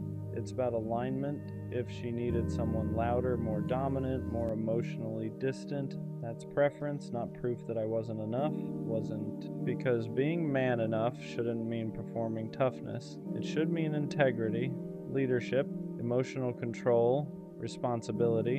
And I had all of that, just not in a way that matched her expectations, and that's okay. I realized something important after sitting with it. The right woman won't question your masculinity. She'll feel safe in it. She won't need you to be aggressive to feel protected. She won't need you to be emotionally shut down to feel secure. She won't test your dominance to measure your worth. She'll recognize strength and stability. She'll see leadership and accountability. She'll see masculinity in consistency, because real masculinity isn't about intimidation. It's about presence. It's about knowing who you are without needing to prove it constantly. And here's the part nobody talks about. Sometimes when someone says you're not man enough, what they really mean is you're not toxic enough for what I'm used to. Because chaos feels passionate to some people, silence feels strong to some people, emotional distance feels masculine to some people, but healthy masculinity feels boring if you're addicted to instability, and that's not an insult, it's reality. Some people equate unpredictability with strength, and when they meet steadiness, they don't know what to do with it. I had to ask myself something hard. Was I actually lacking, or was I just not performing? Because there's a difference. Lacking means I don't possess something. Performing means I'm pretending to, and I refuse to perform masculinity for approval. I refuse to become colder just to seem stronger.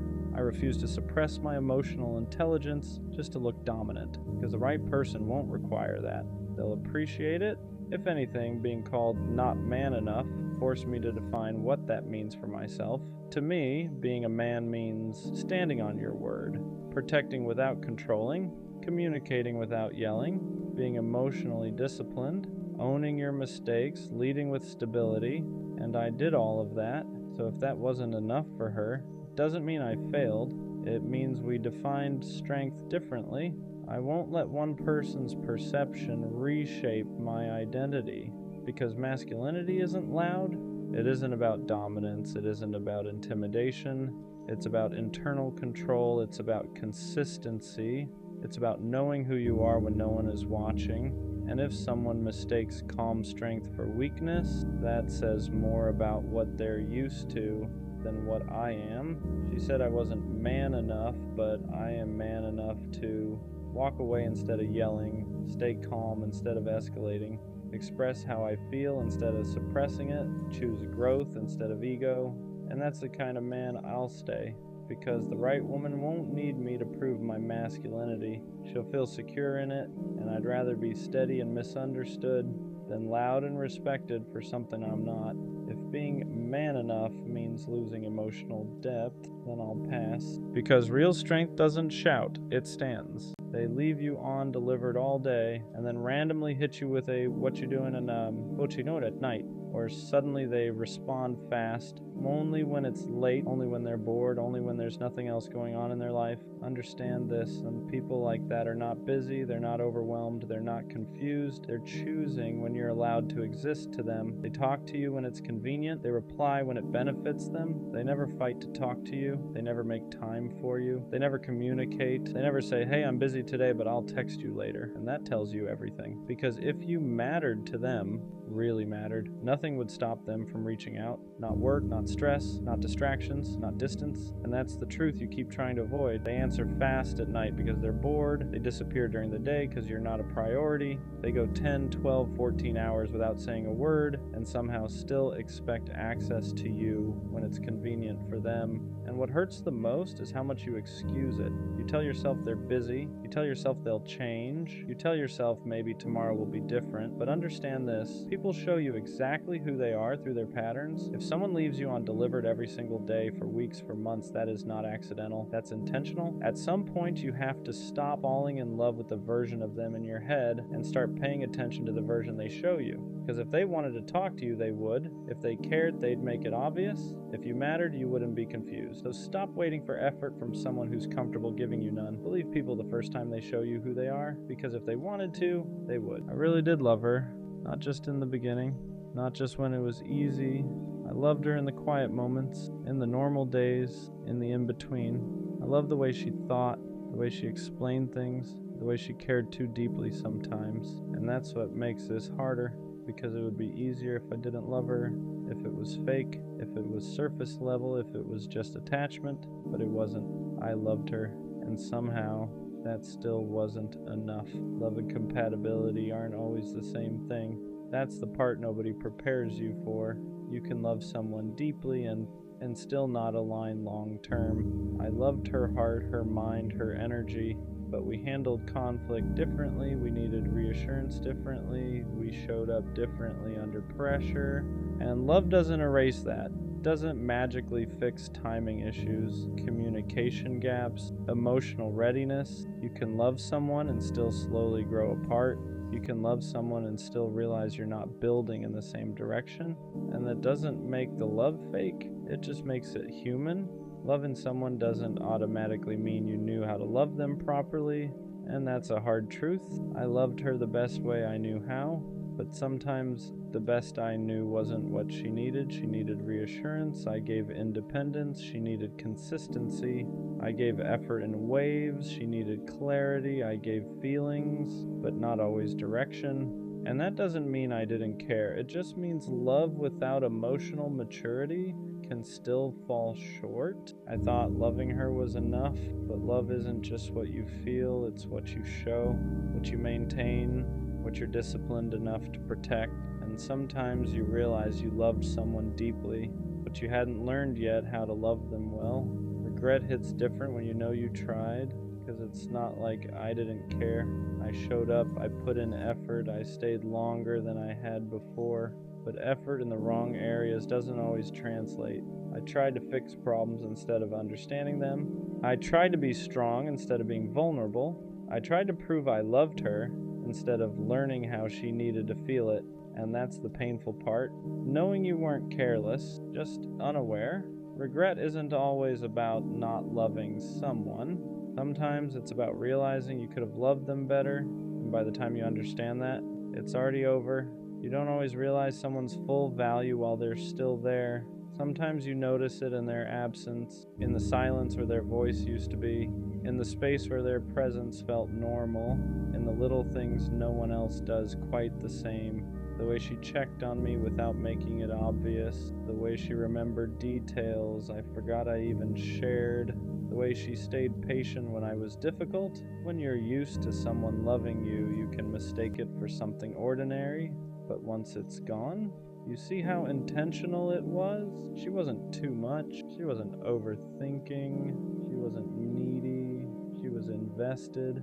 And I didn't fully understand how rare that was until I felt the difference. Missing someone doesn't automatically mean you should go back. That's the confusing part. Because loneliness can sound like love. Silence can romanticize memories. Distance can soften the hard parts. I miss her laugh, her presence, the way she cared.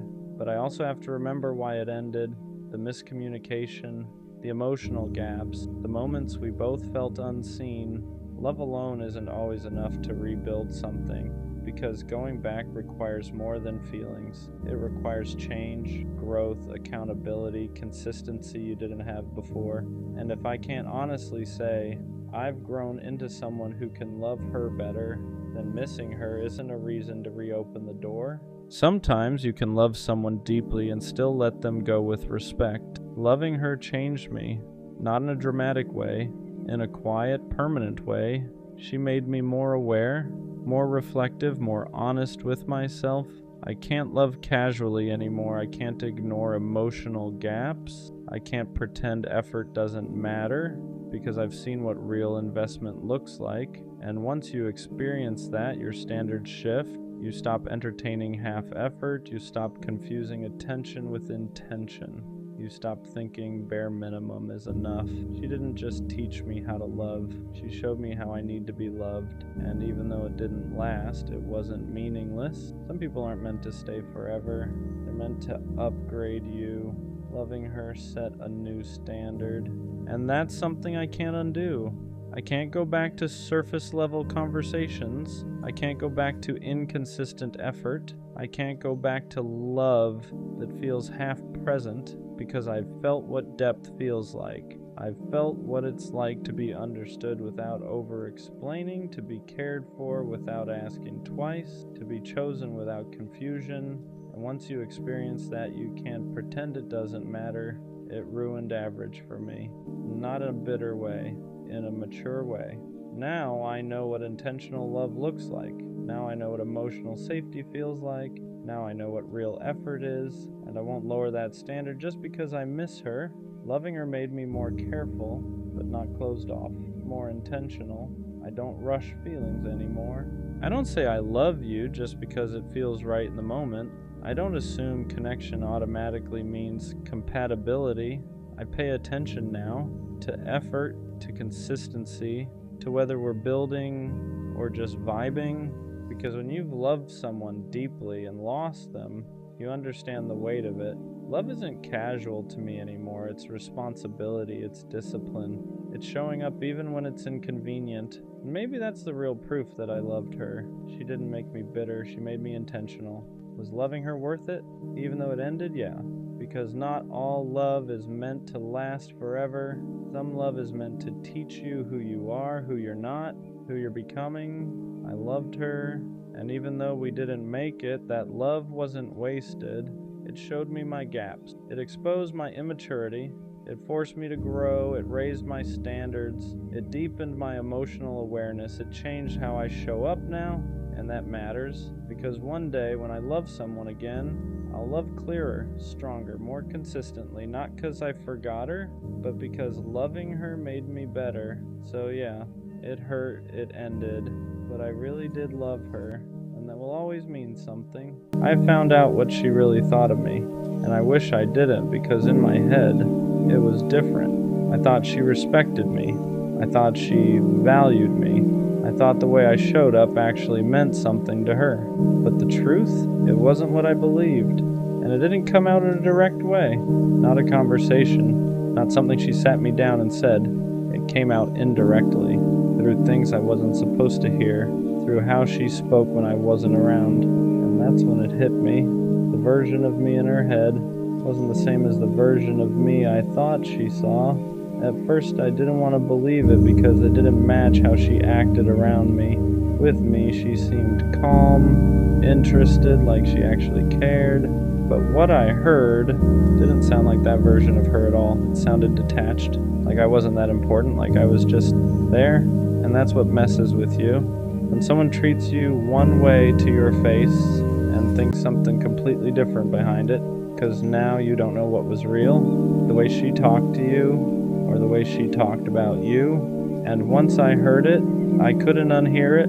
Every memory started changing. Moments that felt genuine started feeling questionable. Things she said started sounding different in my head, because now I was looking at everything through a new lens, a more honest one. And the more I thought about it, the more it started making sense. Why sometimes her energy felt off. Why sometimes I felt like I was trying harder. Why something always felt slightly uneven. I just didn't want to accept it back then. Because when you care about someone, you don't want to believe they see you differently than you see them. You want to believe it's mutual, that the respect is equal, that the value is the same on both sides. But it wasn't. Not really. Because if she truly saw me the way I thought she did, she wouldn't have spoken about me like that. She wouldn't have minimized what I was giving. She wouldn't have treated my presence like something replaceable. And that's the part that hits your ego. Not in a loud way, in a quiet way. Because now you're not just dealing with losing her. You're dealing with realizing how little you meant in her perspective. While you were taking her seriously, she wasn't taking you the same way, and that imbalance, it hurts more than the ending. For a while I started questioning myself, like maybe I misread everything. Maybe I thought it was deeper than it actually was. Maybe I gave too much meaning to something that wasn't built to hold it. Because when someone sees you as less than what you believed, it makes you feel like you got it wrong. But here's what I had to understand. Just because she didn't value me properly doesn't mean I wasn't valuable. The problem wasn't who I was, it was how she saw me. And you can't control that. You can show up right, you can be real, you can be consistent. But if someone already has a limited view of you, they're going to treat you based on that, no matter how you show up. And that's why nothing I did changed it, because the issue wasn't effort, it was perception. Once I understood that, the pain started shifting, because now it wasn't about trying to prove something to her anymore. It was about realizing I was giving energy to someone who didn't even see it properly. And that's a different kind of clarity, because it makes you stop chasing, stop explaining, stop trying to be understood by someone who already decided how they see you. And honestly, I'm glad I found out, even though it hurt, because I would have kept going, thinking it was deeper than it actually was, thinking she valued me the way I valued her, and that would have kept me stuck. But the truth, even when it's uncomfortable, it frees you. So yeah, then I found out what she really thought of me, and it wasn't what I expected, but now I see it clearly. The right person doesn't make you question your value. They don't talk about you like you're nothing. They don't treat you like you're replaceable. They see you fully, clearly, and they move accordingly. So I'm not mad at what I found out. I'm just glad I didn't stay blind to it, because now I know one thing for sure.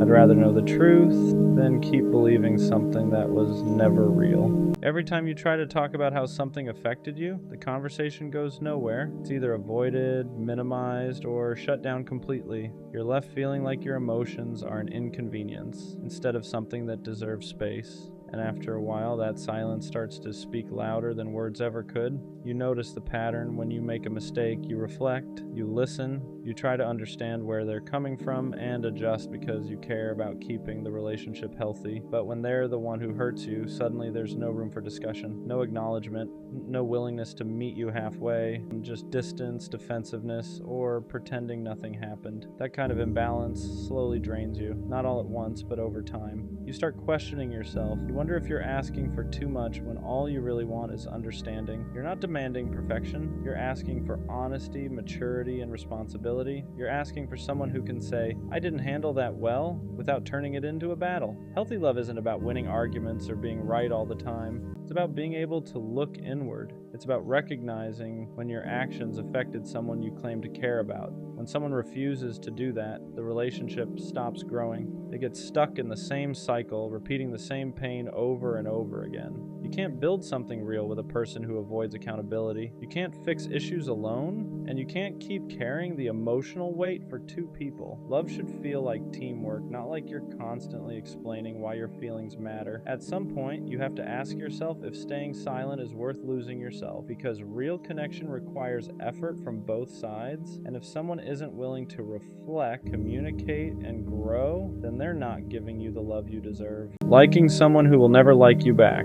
that's a different kind of heartbreak, because they don't even have to reject you. They don't have to be rude. They don't have to break your heart on purpose. They just don't see you like that. And somehow that hurts worse. You could be the funniest person they talk to. You could be the one who listens, the one who remembers every little detail they ever mentioned. And still, you stay stuck in that invisible box labeled just a friend. And the worst part? You start shrinking yourself without even realizing it. You try to be low-key. You try to convince yourself it's not that deep. You tell yourself you're fine, but then your heart betrays you. because you still catch yourself smiling when they finally text back. Your chest still tightens when they say your name. Your heart still races just because they walked into the same room. And then, just as fast, it breaks again when you remember they'll never look at you the way you look at them. It makes you question your worth. You start asking yourself things you shouldn't have to ask. What do they want that I don't have? What am I missing? Why am I never enough for the people I actually want? You start comparing yourself to everyone else. People they flirt with, people they talk about, people they choose without hesitation. You look at them and think, of course they want them. Why would they ever want me? But here's the truth you keep forgetting. Their lack of interest doesn't define your value. It doesn't mean you're not attractive. It doesn't mean you're not lovable. It doesn't mean something is wrong with you. It just means they weren't the one who was meant to see you fully. Not everyone is meant to recognize your heart, your softness, your loyalty, your depth. And that's okay, because one day, someone is going to love the exact version of you that you've been toning down for the wrong person. Someone who won't make you guess. Someone who won't make you feel invisible. Someone who won't choose everyone else over you when all you ever wanted was to be chosen back. So yeah, it hurts right now. It feels unfair. It feels personal. But don't change yourself trying to be the type of person someone else might want, because the right person, the real one, won't have to think twice about choosing you. They'll see you exactly as you are and love you without hesitation. Have you ever felt like you're present but not really included? Like you're technically part of the group, but something always feels off. You're in the group chat, but the conversations seem to move without you. Plans get made, memories get shared, jokes get referenced, and somehow you're always a step behind, trying to piece things together on your own. You tell yourself it doesn't matter that you're overthinking it, but deep down it sits heavy. When you're with them in person, you laugh, you nod along, you play your role, but there's this quiet thought in the back of your mind asking if they'd even notice if you stop showing up. You start replaying everything, wondering if you talk too much or not enough, if you're boring, if you're just easy to overlook.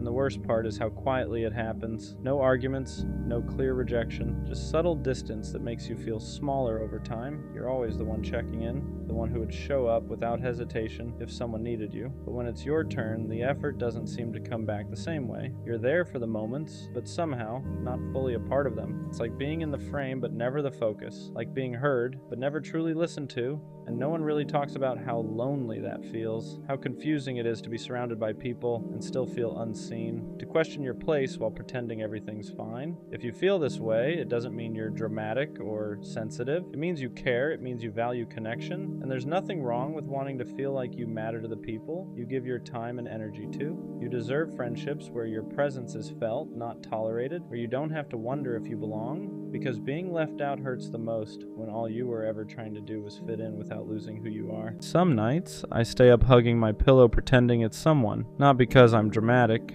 but because it gets lonely when no one chooses you. You start wondering if love just missed you, if maybe everyone else got picked and you were the one who got skipped over. I tell myself I'm fine being alone, and most days I am, but late at night when the world is quiet, that's when the question comes back. Will love ever find me, or am I just meant to imagine it? I think the hardest part is not the loneliness. It's feeling like you have so much love to give and nowhere to put it, no hands to hold, no one to come home to, just you, your thoughts, and the same hope you keep tucking away every morning. And what scares me most is not being alone right now. It's the thought that maybe this is permanent. Being alone doesn't hurt the most. Being unchosen does. It's watching people find each other while you keep ending up by yourself. It's being told, your time will come so many times that it starts to feel like a placeholder sentence. You start questioning yourself. Am I too quiet? Too much? Not enough? You replay everything, trying to find the reason no one stayed. And late at night, when you're hugging a pillow imagining it's someone who wants you back, those thoughts get louder. Not because you don't love yourself, but because you're tired of being the only one who does. The scary part is how slowly it affects your worth. You don't stop believing in love, you stop believing it wants you, and that's when loneliness becomes heavier than silence, because now it's not just about being alone, it's about wondering if something is wrong with you for being alone this long. This feeling doesn't mean you're unlovable, even though it really feels like it. It means you've been alone long enough for the silence to start telling stories. And silence is loud when it goes on too long. You start mistaking timing for rejection. You start turning waiting into a flaw. You start thinking love hasn't found you because you're missing something. But love doesn't work on fairness, and it doesn't run on schedules. Some people find it early. Some people find it after they've learned how to sit with themselves at night. And that doesn't make you behind. It makes you human. The fact that you still want love, still imagine it, still hope for it, even after feeling unchosen, that's not weakness. That's proof your heart didn't close. Imagining love at night doesn't make you desperate. It means you're human. You're not hugging a pillow because you're weak. You're doing it because your body remembers what closeness feels like, even when your life hasn't caught up yet. There's nothing wrong with wanting someone to come home to, with wishing there was a hand to reach for when the day finally goes quiet. The problem isn't that you imagine love, it's that you've been alone long enough to start believing wanting it is something you need to outgrow. But love isn't something you mature out of, something you wait for without turning against yourself in the meantime. You don't need to shame the part of you that still hopes at night. That part is just proof you haven't gone numb, and as long as you haven't gone numb, love hasn't missed you. Loneliness at night doesn't get to decide your future. Even when it feels endless, nights are heavy because they strip everything down. No distractions, no noise, just you and the question you try not to ask during the day. But night feelings aren't prophecies. They're just unmet needs speaking when everything else is quiet. Being alone right now doesn't mean you'll always be alone. And being unchosen so far doesn't mean you're unchoosable. It just means you haven't been met yet. There's a difference. You're not behind. You're not forgotten. You're not running out of time. You're just in the part of the story where love hasn't arrived, not the part where it never does. The hardest balance is holding hope without turning it into self-doubt, because when you hope for something for a long time, it can start to feel personal when it hasn't arrived yet. You tell yourself you're patient, but underneath that, there's a quiet fear that maybe hope is just another way of setting yourself up, so you try to numb it. You tell yourself you don't need love, you act like you're fine on your own, but hope doesn't disappear that way. It just goes quiet and waits for the night. The truth is, hope isn't the problem. Hope only hurts when you turn it inward and use it as proof that something is wrong with you. You're allowed to hope without questioning your worth. You're allowed to want love without it meaning you're lacking. Hope isn't weakness. It's just your heart still believing in a future you haven't reached yet. When love hasn't found you yet, it can make you feel invisible. You're moving through life unnoticed, unchosen, easy to pass by, but invisibility isn't the truth. It's just what loneliness whispers when it's tired of waiting. You don't get overlooked because you lack something. You get overlooked because connection isn't something you can force into timing. The right person doesn't miss you because they're better at noticing. They find you because they're looking for what you already are, and until then you're not invisible. You're just living in the space before recognition. That space feels quiet, it feels long, it feels unfair. But it isn't empty. It's shaping you into someone who will recognize real love when it finally arrives. Not because you're desperate for it, but because you're ready to receive it without disappearing into it. Love usually doesn't find you when you're proving you deserve it. It finds you when you stop performing and start existing. For a long time, I thought if I was good enough, patient enough, understanding enough, someone would finally see me. So I overgave, overthought, over-explained. But love doesn't arrive as a reward for endurance. It arrives when you're no longer shrinking to be easier to choose. The moment you stop asking, what do I need to fix? And start asking, what do I need to feel safe? Something shifts. You don't chase connection anymore, you allow it, and that doesn't make love come faster, and it makes it come healthier.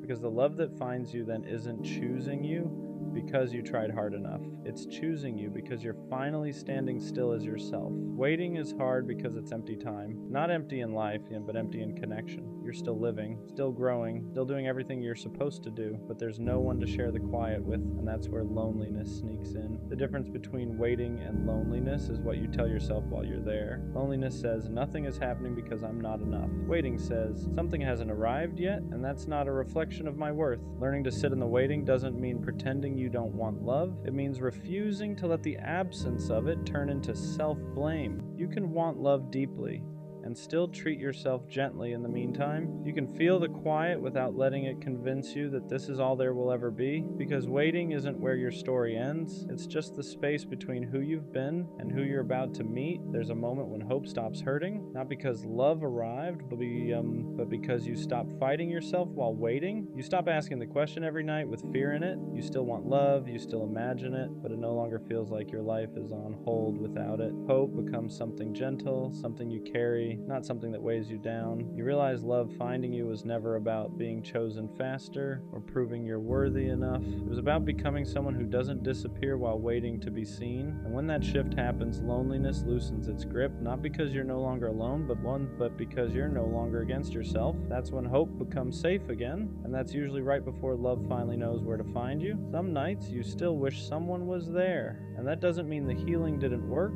It just means you're human. Missing connection isn't a setback. It's not proof you're regressing or going backward. It's just your heart remembering what it wants to share. The difference now is that the wanting doesn't hurt the same. It doesn't spiral. It doesn't turn into panic. It doesn't make you question your worth. It just exists. You can want love without feeling empty without it. You can imagine closeness without feeling broken when it's not there yet. And that's growth. Because you're no longer waiting with desperation. You're waiting with trust. Trust that love doesn't miss people who are becoming more themselves. It finds them when they're steady enough to receive it without disappearing. The love that finds you after this season feels different, not louder, not dramatic, safer. It doesn't make you question yourself. It doesn't make you wonder where you stand. It doesn't ask you to stay up at night holding space for uncertainty. It meets you where you are. And because you spent time alone, because you've learned how to sit with yourself, you don't cling to it, you appreciate it, you don't lose yourself in it because you know what it feels like to hold yourself first. That's why this waiting was never a punishment, it was preparation, not to make you stronger in a hard way, but steadier in a soft one. So if you're still alone right now, still asking if love will ever find you, it will. And when it does, you'll understand why it couldn't find you earlier. You weren't meant to be met when you were questioning your worth. You were meant to be met when you finally believed you were already enough.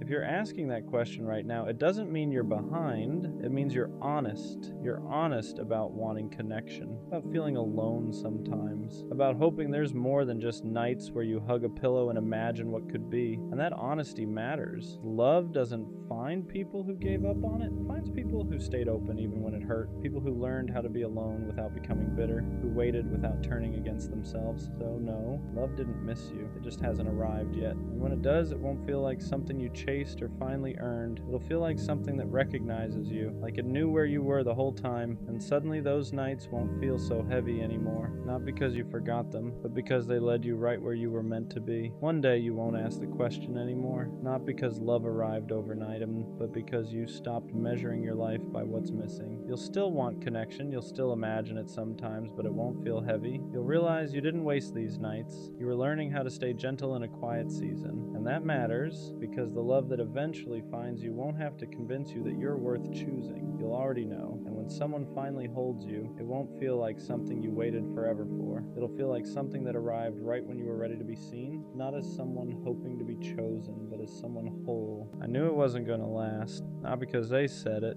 not because there were red flags everywhere, but because something in me never fully relaxed. Even in the good moments, there was a quiet voice saying, "Don't get too attached." I enjoyed it. I smiled, I played my part, but deep down, I felt the expiration date, and that's the weirdest kind of heartbreak. When you see the ending while you're still in the middle, sometimes your intuition whispers long before reality confirms it.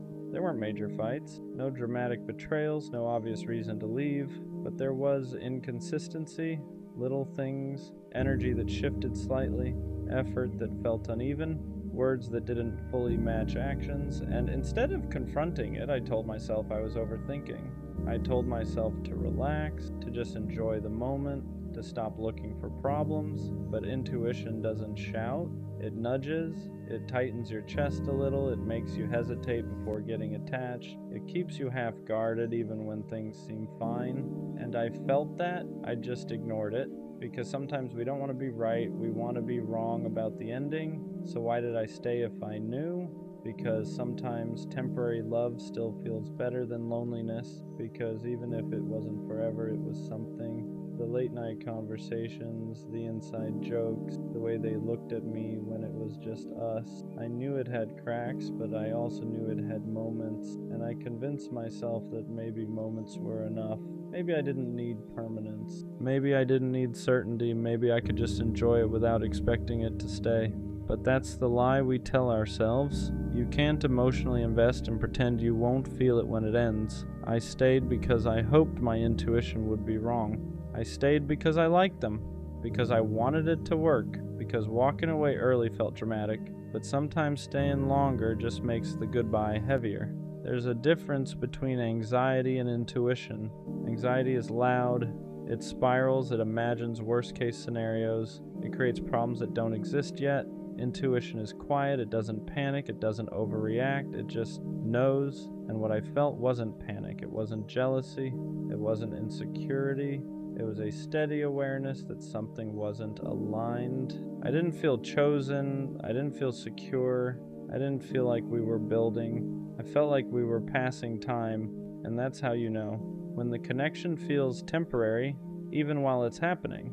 Anxiety asks, what if they leave? Intuition says, they're not fully here. And deep down I knew which one it was. Knowing it won't last doesn't make it hurt less. That's the part nobody tells you. You'd think being mentally prepared would soften the blow. It doesn't, because even if your mind saw the ending, your heart still participated. You still laughed, still opened up, still imagined what if. And when it finally ends, there's no satisfaction in being right. There's no relief in saying, I knew it. There's just grief. Grief for the version of it you hope might surprise you. Grief for the effort you still gave even while doubting. Grief for the potential that never turned into permanence. Knowing doesn't protect you. It just makes you feel like you watched crash in slow motion. And sometimes that's worse. Should I have walked away sooner? Maybe. But it's easy to say that now. When you're in it, you don't see it as wasting time. You see it as giving it a chance. You tell yourself, maybe it just needs more time. Maybe they're just figuring things out. Maybe I'm overthinking. Because walking away early feels extreme. It feels impatient. It feels like you're not fighting hard enough. But sometimes staying longer isn't loyalty. It's fear. Fear of starting over. Fear of being alone again. Fear that this might be the closest thing to love you'll get for a while. So you stay, not because it's right, but because it's comfortable enough. And when it finally ends, you don't just grieve them. You grieve the time you knew better, but here's the thing. You didn't stay because you're weak. You stayed because you hoped, and hope isn't something to be ashamed of. Next time I'll trust it, that quiet feeling, that subtle hesitation, that inner voice that doesn't panic, it just knows. Because ignoring it didn't protect me, it just delayed the inevitable. Next time, I won't wait for proof. I won't wait for the obvious red flag. I won't wait for the dramatic ending. I won't wait until I'm already attached. If something feels temporary, I'll ask why. If something feels uneven, I won't convince myself it's balanced. If someone feels half in, I won't invest fully. Not from a place of fear, from a place of alignment. Because intuition isn't there to ruin good things, it's there to protect you from forcing the wrong ones. And maybe I needed this ending to finally respect my own instincts. Not every connection is meant to last. Some are meant to wake you up to your patterns, to your boundaries, to the things you tolerate when you're lonely. Maybe it wasn't supposed to be forever. Maybe it was supposed to show you what half effort feels like so you'd stop accepting it. Maybe it was supposed to teach you that chemistry isn't compatibility, that attention isn't intention, that potential isn't commitment. Sometimes we meet people who aren't meant to stay. They're meant to reveal. Reveal where you overgive, where you ignore yourself, where you settle for almost, and once you see it, you can't unsee it. So maybe it didn't last because it wasn't designed to build.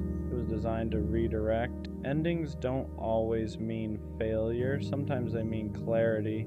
We think if something doesn't last forever, it wasn't real, but that's not true. It was real. The feelings were real. The moments were real. It just wasn't permanent. And permanence isn't the only measure of value. Some connections exist to shift you, to sharpen your awareness, to strengthen your boundaries, to remind you what you need and what you'll never accept again. It didn't fail, it finished, and there's a difference. Failure feels like you did something wrong. Finish feels like it served its purpose, and maybe that's what this was. Not a waste, not a mistake, just a chapter that reached its natural end. I used to think knowing it wouldn't last was a weakness, like I was pessimistic, like I was sabotaging it, like I couldn't just enjoy something good. But now I see it differently. That feeling was awareness. I wasn't crazy, I wasn't overthinking. I wasn't insecure. I was aligned enough with myself to recognize misalignment, and that's power, because next time I won't silence it. I won't stay longer than I should just to prove I can make something work. I won't ignore the quiet voice just because the moments feel nice. Knowing it wouldn't last didn't mean I didn't care. It meant I could see clearly, and clarity is growth, so no, it didn't last, but I did. I walked away more aware, more grounded, more in tune with myself, and next time, if it's meant to last, I won't have to convince myself of it. I'll feel that too. For the longest time, I thought she loved me, not just liked me, not just enjoyed being around me. I thought she actually loved me because she talked to me every day. She wanted to know what I was doing. She asked about my life like it mattered to her. And when someone shows you that kind of attention, it's easy to believe the feelings behind it are real. So I believed it. I believed the late night conversations meant something deeper. I believed the way she smiled when we talked meant she cared. I believed all the time we spent together was building something real. But looking back now, I think she didn't love me. I think she loved the attention. There's a difference. When someone loves you, they care about who you are, your thoughts, your struggles, your future. They care about the person standing in front of them. But when someone loves the attention, the focus isn't really on you, it's on how you make them feel. The compliments, the validation, the feeling of being wanted. And for a while I was giving her all of that. I was the person who always answered, the person who always listened, the person who always showed up when she needed someone to talk to. And I thought that meant I mattered to her, but eventually I started noticing something strange. Whenever I pulled back, she suddenly came closer. Whenever I stopped giving her attention, she started reaching out again. Not because she missed me, but because she missed the way I made her feel. And that's when something started becoming clear. Maybe she didn't love me the way I thought she did. Maybe she just loved having someone who cared about her that much. Once that thought entered my head, that maybe she didn't love me, maybe she just loved the attention, I started seeing things differently. Moments that once felt meaningful started feeling different. I remembered how often she reached out when she was bored, when she had nothing going on, when she needed someone to talk to. And every time I was there, answering her messages, listening to her problems, giving her reassurance whenever she doubted herself. At the time, I thought that's what love looked like. Two people being there for each other. But when I really looked at it honestly, something felt uneven. Because when she needed attention, I was always available. But when I needed support, it didn't always feel the same. Sometimes she would disappear. Sometimes the conversation would suddenly end. Sometimes it felt like the connection only existed when she was the one who needed it. And that's when a difficult question started forming in my mind. Was she actually interested in me? Or was she interested in the way I made her feel about herself? Because attention can be addictive. When someone constantly reminds you that you're special, that you're wanted, that someone cares deeply about you, it feels good, really good. And some people don't fall in love with the person giving them that feeling. They fall in love with the feeling itself, the validation, the reassurance, the comfort of knowing someone is always there. And I think that's what I was to her. Not a partner, not someone she truly wanted to build something with, but someone who gave her a constant source of emotional attention. And the moment I started seeing that pattern, everything began to make more sense. The more I thought about it, the more patterns started standing out. Because when someone actually loves you, their presence in your life is consistent. They don't only show up when they need something. They don't only reach out when they're bored. They don't only care when the attention is focused on them. But with her, the connection always seemed to revolve around how she felt. If she had a bad day, I was the first person she called. If she felt insecure, I was the one reminding her how amazing she was. If she needed someone to listen, I was always there. And at the time, I thought that meant I was important to her. But eventually, I noticed something uncomfortable. When I had a bad day, she wasn't always there the same way. When I needed reassurance, the conversation would shift quickly. When I tried to open up about my own struggles, it didn't always hold her attention for long, and that's when it started feeling like the relationship wasn't built around us. It was built around her receiving and me giving, and the scary part about that kind of dynamic is you don't notice it right away. Because when you care about someone, giving feels natural. You don't keep score. You don't measure every moment of effort. You just show up because you believe the connection matters, but slowly you start realizing something. You're the one holding most of the emotional weight.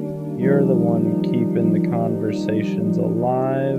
You're the one making sure the connection doesn't fade. And when you stop doing that, everything changes. That's when the real truth shows itself. Because the moment I stopped giving her constant attention, something strange happened. She didn't start fighting harder for the connection. She didn't try to understand what changed. Instead, the distance grew. And that's when I realized something that hurt more than the breakup itself. She didn't miss me. She missed the attention I gave her. Realizing that she didn't miss me, she missed the attention, was one of the hardest truths to accept. Because when you care about someone deeply, you don't want to believe that your place in their life was built around something that shallow. You want to believe the connection meant something real, that the conversations mattered, that the time you spent talking late at night actually meant you were building something. But once I started paying attention to the pattern, it became impossible to ignore. Whenever I gave her attention, everything felt great. She was warm, engaged, interested. She would laugh more, reply faster, make it seem like we had this deep connection. But the moment that attention slowed down, everything changed. Suddenly the conversations felt shorter, the interest faded, the energy shifted, and that's when it finally clicked. Her feelings weren't connected to me. They were connected to the attention I was giving her. Because when someone loves you, their connection doesn't disappear just because the attention changes. But when someone loves the attention, the moment that validation slows down, so does their interest. And looking back now, that explains everything. Why she would suddenly become distant, why she would come back the moment I stopped reaching out, why the connection always felt strongest when I was the one giving the most. It wasn't love, it was validation, and I was the person supplying it.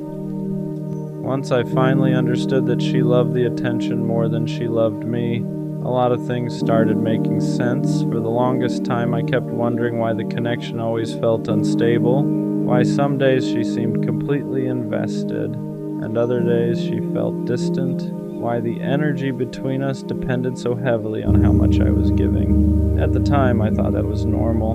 I thought relationships just had ups and downs.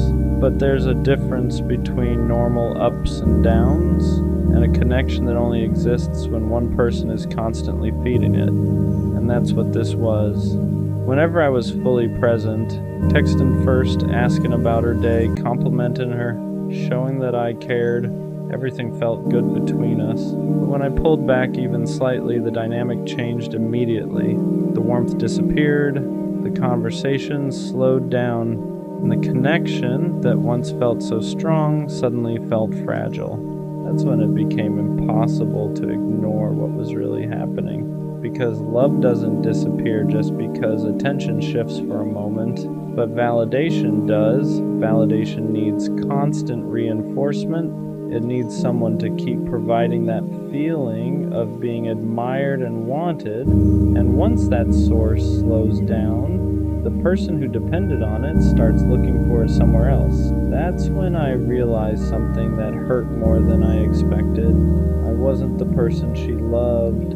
I was the person who made her feel important. And once you realize that difference, you start understanding the relationship in a completely different way. Once that realization settled in, that she loved the attention more than she loved me, something inside me started shifting. At first it hurt more, because it meant all the things I thought were meaningful might not have meant the same thing to her. All those long conversations, All the moments where she told me things she said she didn't tell anyone else. All the time she said she appreciated having me in her life. I thought those things meant we were building something real, but now I started seeing them through a different lens. Maybe she didn't say those things because she loved me. Maybe she said them because she loved the feeling of having someone who cared about her that much. And that's a dangerous dynamic, because when someone becomes your main source of validation, it feels powerful.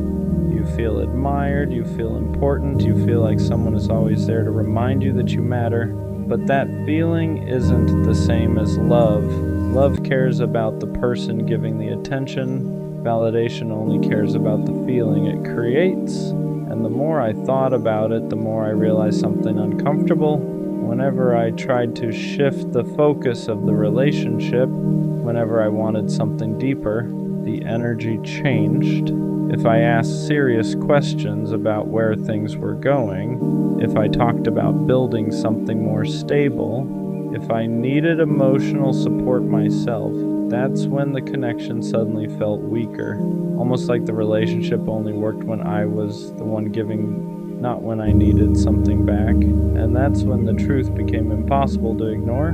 The relationship wasn't built on mutual connection, it was built on attention, and I was the one providing it. After I understood that the relationship was built more on attention than love, another uncomfortable truth started showing itself. I wasn't just giving attention, I was maintaining the entire connection. I was the one making sure the conversation didn't die. I was the one checking in first. I was the one asking how she was doing, making sure she felt heard, making sure she felt valued. And at the time, I didn't see that as a problem. When you care about someone, putting in effort feels natural. You don't think about it like a transaction. You think about it like loyalty. But over time, I started noticing something. The relationship only felt alive when I was feeding it. Whenever I stepped back, even a little, everything started fading. The messages slowed down, the energy dropped. The connection that once felt strong suddenly felt fragile, and that's when it hit me. Love doesn't disappear the moment someone stops giving constant attention, but validation does. Validation needs fuel. It needs someone constantly reminding you that you're wanted, that you're interesting, that someone is thinking about you. And the moment that fuel slows down, the person who depended on it starts feeling empty. That's when they either come back asking for more, or they go find someone else who will give it to them. And I think that's what I was to her. Not a partner, not someone she truly wanted to build something with. I was a source of attention, a source of validation, a source of emotional reassurance. And once you realize you were someone's source, not their choice, the whole relationship starts looking different. Once I accepted that I was just a source of attention for her, something else started becoming clear. The connection only existed when it benefited her emotionally. Whenever she needed reassurance, I was important. Whenever she felt lonely, I mattered. Whenever she needed someone to remind her that she was attractive, interesting, or worth talking to, suddenly I was the person she wanted to talk to again. But the moment she felt good again, the moment that emotional gap inside her was filled, something would change. The urgency would disappear.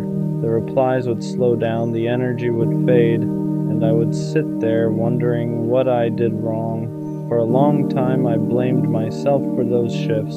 I thought maybe I said something wrong. Maybe I wasn't interesting enough. Maybe I didn't keep the excitement alive. But once you understand the difference between love and attention, everything makes more sense. Love stays even when the excitement fades. Love stays even when you're not constantly entertaining someone. Love stays even when the validation slows down for a moment. But attention doesn't work like that. Attention is temporary. It's something people chase when they need to feel good about themselves. And once they get that feeling again, they don't always need the person who gave it to them anymore. Looking back, that explains why the connection always felt inconsistent. It explains why some days she felt deeply invested into us all, and other days it felt like she barely noticed I existed, because I wasn't the person she loved. I was the person she turned to whenever she needed to feel important. And once I saw that clearly, the whole relationship started making sense in a way it never had before. For a while, realizing that hurt more than anything else, because nobody wants to believe they were just someone's source of attention. You want to believe the connection meant something deeper. You want to believe the time you invested mattered in the same way for both of you. But eventually something changed in the way I saw it.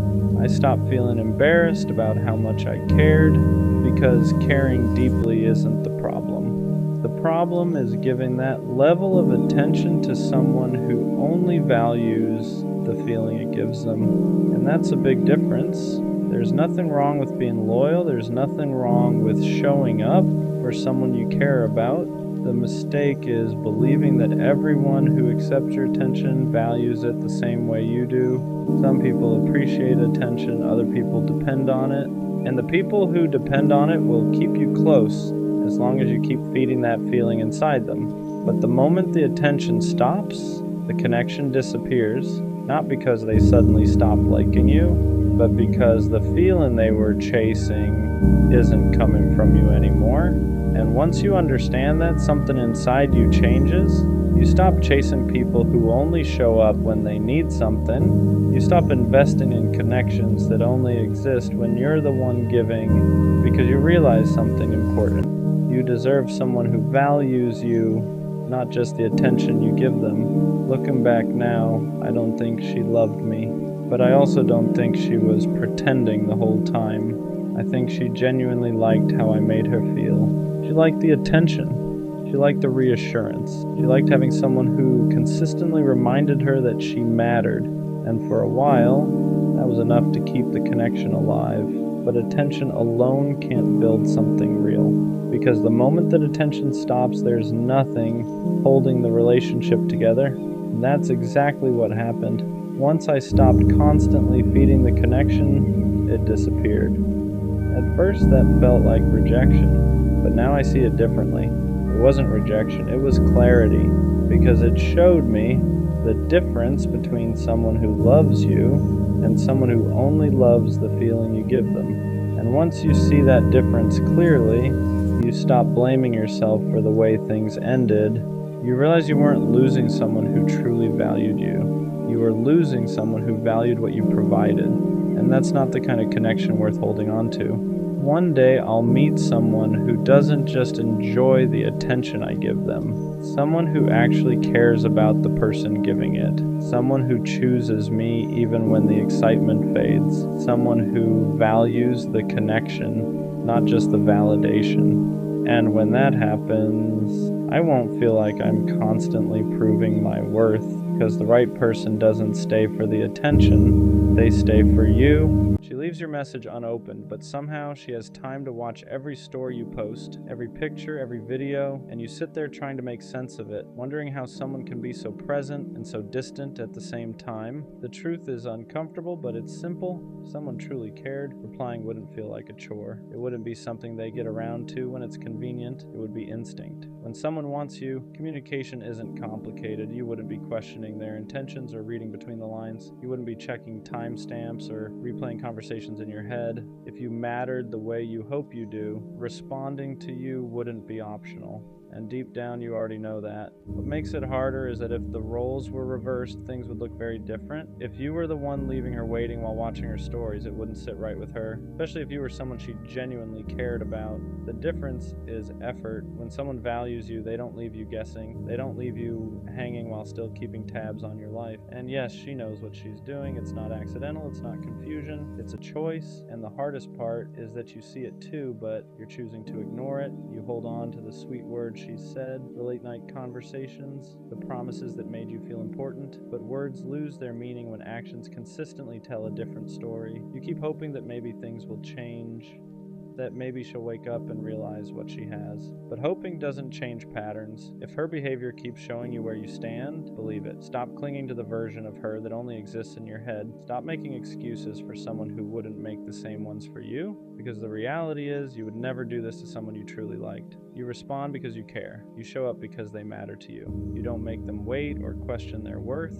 and that difference should tell you everything you need to know. Stop fighting for attention that should be freely given. Stop investing energy into a connection that only exists on your side. You shouldn't have to convince someone to treat you like you matter. If they wanted to, they would. And if they don't, it's time to step back and choose yourself instead. The worst kind of pain isn't being misunderstood. It's being seen and still getting left behind. Because opening up isn't casual. You don't hand your real self to just anyone. You let them in on the stuff you normally keep locked up, the thoughts you argue with at 2 a.m., the fears you laugh off so nobody worries, the way you care so hard it almost feels embarrassing, and for a minute, it feels like you finally found someone safe. They read your silence correctly, they hear what you don't say, they look at you like they're not guessing, like they actually know, and that's the part that makes you soften. Then one day, they're gone, no fight, no goodbye that matches how close it felt, no ending that makes sense, just nothing, and that nothing is loud. It sits where the connection used to be. It makes you replay everything like a crime scene.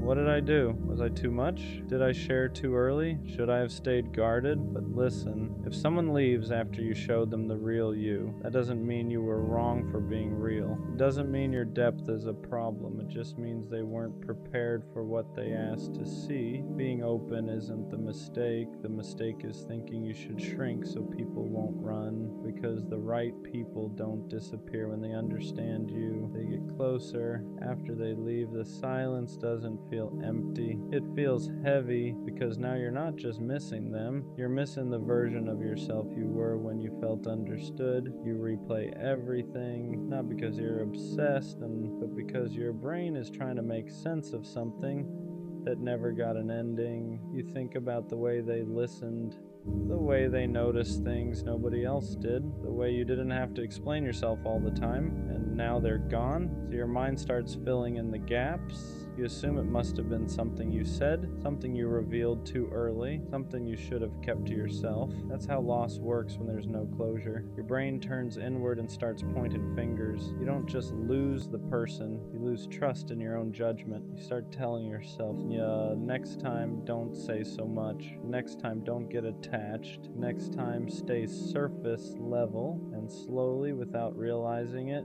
you begin shrinking, not because you want to, but because you're trying to protect yourself from feeling that again. But here's the part nobody tells you. What hurt wasn't opening up. What hurt was being met halfway and then abandoned. That doesn't mean vulnerability is dangerous. It means inconsistency is. And there's a difference. After something like that, trust doesn't disappear all at once. It just changes shape. You don't stop believing in people. You stop believing in consistency. You start noticing patterns everywhere, a slower reply, a shorter message, a shift in tone that probably means nothing, but your body reacts like it's everything. Because once you've been left after being seen, your nervous system remembers it before your mind does, so you stay alert, not dramatic, just cautious. You don't lean in the same way anymore, you hold back details, you soften your honesty, you keep parts of yourself for later, just in case later never comes. And the messed up part is, people don't always notice you doing this. They just feel a distance they can't explain. You still care. You're still present, but there's a layer of protection now, like glass between you and them, and you hate that because you remember how it felt before, how natural it was to let someone know you, how easy it felt to just exist without guarding every word. Now every connection feels like a risk assessment. This safe? Will they stay? Am I getting too close again? You don't ask these questions out loud, you just feel them, and slowly you start mistaking caution for growth. You tell yourself you're being mature, when really you're just afraid of reliving the same ending. But here's the truth. Trust didn't break because you opened up. It broke because someone showed you intimacy without responsibility, and that's not your fault. After being left like that, most people learn the wrong lesson. They think the problem was caring too much. They think the solution is to care less, so they start editing themselves. They become easier, quieter, less honest, less intense. They tell themselves, next time don't go so deep, next time don't show everything, next time stay in control. But all that really does is teach you how to survive connection, not how to experience it. You don't stop wanting closeness. You just start rationing it. You give people pieces instead of presence, versions instead of truth, highlights instead of depth, and then you wonder why connections feel empty now, why conversations don't hit the same, why nobody really knows you anymore, why being around people still feels lonely. It's because you didn't heal. You adapted. You learned how to avoid pain, not how to build something real again. And here's the hard truth. If someone can only stay when you're small, they were never meant to know you fully. Shrinking yourself doesn't protect you. It just delays the same outcome. Because the people who leave when you're honest would have left eventually anyway. All hiding does is make you lose yourself before they're even gone. At some point, you have to unlearn the lie that your depth is what pushed them away. Because if depth were the problem, it would hurt everyone the same. But it doesn't. Some people lean into it, others panic. And the difference has nothing to do with you. Depth only feels overwhelming to people who haven't met themselves yet. To someone who avoids their own emotions, your honesty feels like pressure, your awareness feels like exposure, your care feels like responsibility. So they leave. Not because you were too much, but because staying would have required them to show up in ways they weren't ready for. And that's important to understand. You weren't asking for perfection. You weren't asking for forever. You were just asking for presence, consistency, communication, effort that matched the closeness they accepted. That's not intensity, that's basic emotional accountability. But when someone isn't capable of that, they label it as too deep because it's easier than admitting they don't know how to stay. So no, your depth wasn't the problem. The problem was inviting someone into a space they didn't know how to hold. And that doesn't mean you should become lighter. It means you should become more selective. After something like this, a lot of people start punishing themselves without realizing it. They replay the moment over and over, looking for where they went wrong. They tell themselves, I should have seen it coming, I should have known better, I should have protected myself. But that's not growth, that's blame dressed up as reflection. You didn't fail by trusting, you didn't mess up by being open, you didn't lose because you cared, you just encountered someone who could only meet you halfway. And instead of letting that truth land, you turned it inward. You started questioning your instincts, your emotions, your ability to choose people. That's how one loss turns into self-doubt. You don't just grieve the person, you grieve your confidence in yourself, and slowly you start believing that maybe you're bad at choosing, that maybe your judgment can't be trusted. But here's what matters. You didn't misjudge their potential. You misjudge their capacity. Those are not the same thing. Someone can see you, feel close to you, even care about you, and still not be capable of staying. That doesn't mean your instincts are broken. It means you gave someone access before you saw their limits clearly. That's not something to punish yourself for.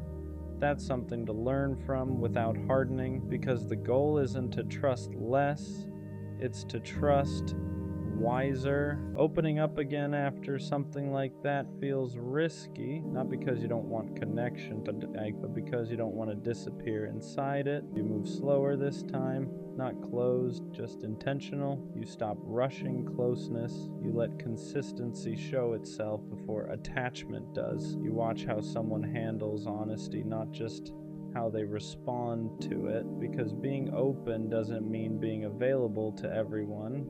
It means choosing who earns access. You learn that real safety isn't instant chemistry. It's follow-through. It's effort that doesn't fade when things get quiet. It's someone staying curious instead of pulling away. And you stop over-explaining yourself. You don't justify your needs. You don't apologize for caring. You don't chase clarity from people who disappear. Instead of communicate, that's not walls, that's boundaries. You realize you don't need to prove your depth anymore. The right people recognize it without being overwhelmed. And for the first time, opening up doesn't feel like self-abandonment. It feels like alignment. You're still honest, still real, still deep, just no longer handing your heart to people who haven't shown they can hold it. At the end of all this, you start to understand something important. The people who stay don't make you feel confused. They don't disappear when things get real. They don't make you guess where you stand. They don't make you question whether being yourself was a mistake. They stay because they see you, not in spite of it. They don't flinch at your depth. They don't rush you to be easier. They don't treat your honesty like a burden. They meet you with steadiness, not perfection. Not constant intensity, just consistency, and that's how you know. Because real connection doesn't feel like walking on glass. It doesn't make you anxious after silence. It doesn't leave you replaying everything you said. It feels calm, grounded, safe in a way that doesn't need explaining. You stop wondering if you're too much. You stop preparing yourself for disappearance. You stop shrinking to be kept.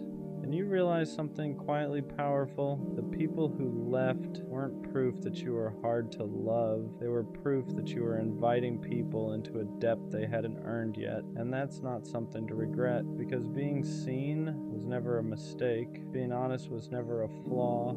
Caring deeply was never the wrong move. The right people won't vanish once they understand you. They'll stay because of it.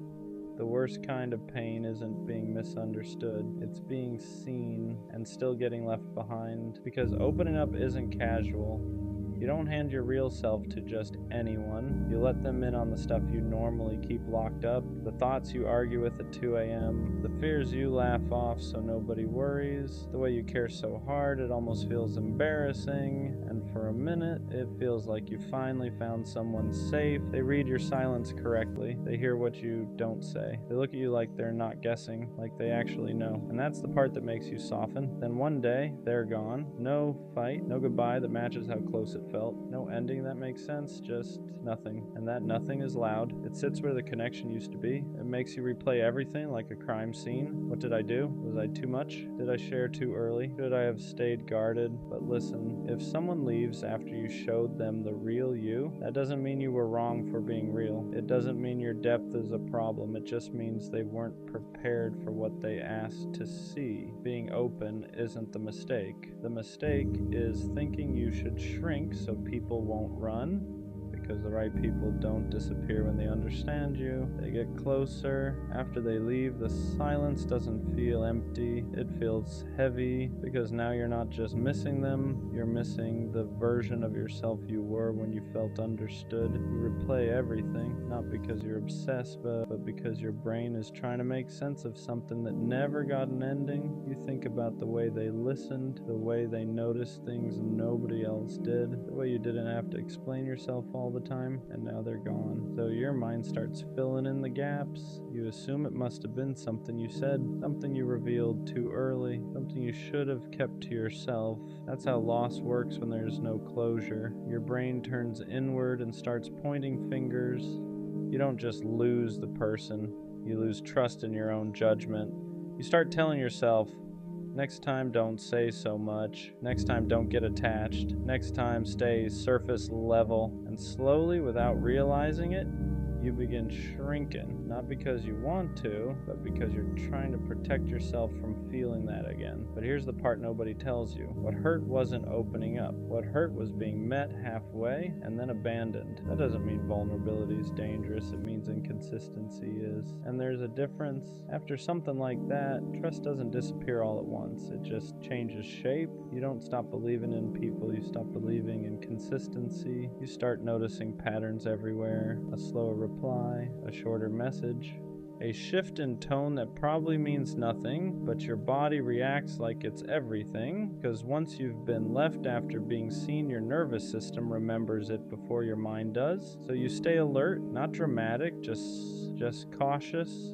You don't lean in the same way anymore. You hold back details. You soften your honesty. You keep parts of yourself for later, just in case later never comes. And the messed up part is, people don't always notice you doing this. They just feel a distance they can't explain. You still care. You're still present. But there's a layer of protection now, like glass between you and them. And you hate that because you remember how it felt before. How natural it was to let someone know you. How easy it felt to just exist without guarding every word. Now every connection feels like a risk assessment. Is this safe? Will they stay? Am I getting too close again? You don't ask these questions out loud. You just feel them. And slowly you start mistaking caution for growth. You tell yourself you're being mature, when really you're just afraid of reliving the same ending. But here's the truth. Trust didn't break because you opened up. It broke because someone showed you intimacy without responsibility, and that's not your fault. After being left like that, most people learn the wrong lesson. They think the problem was caring too much. They think the solution is to care less, so they start editing themselves. They become easier,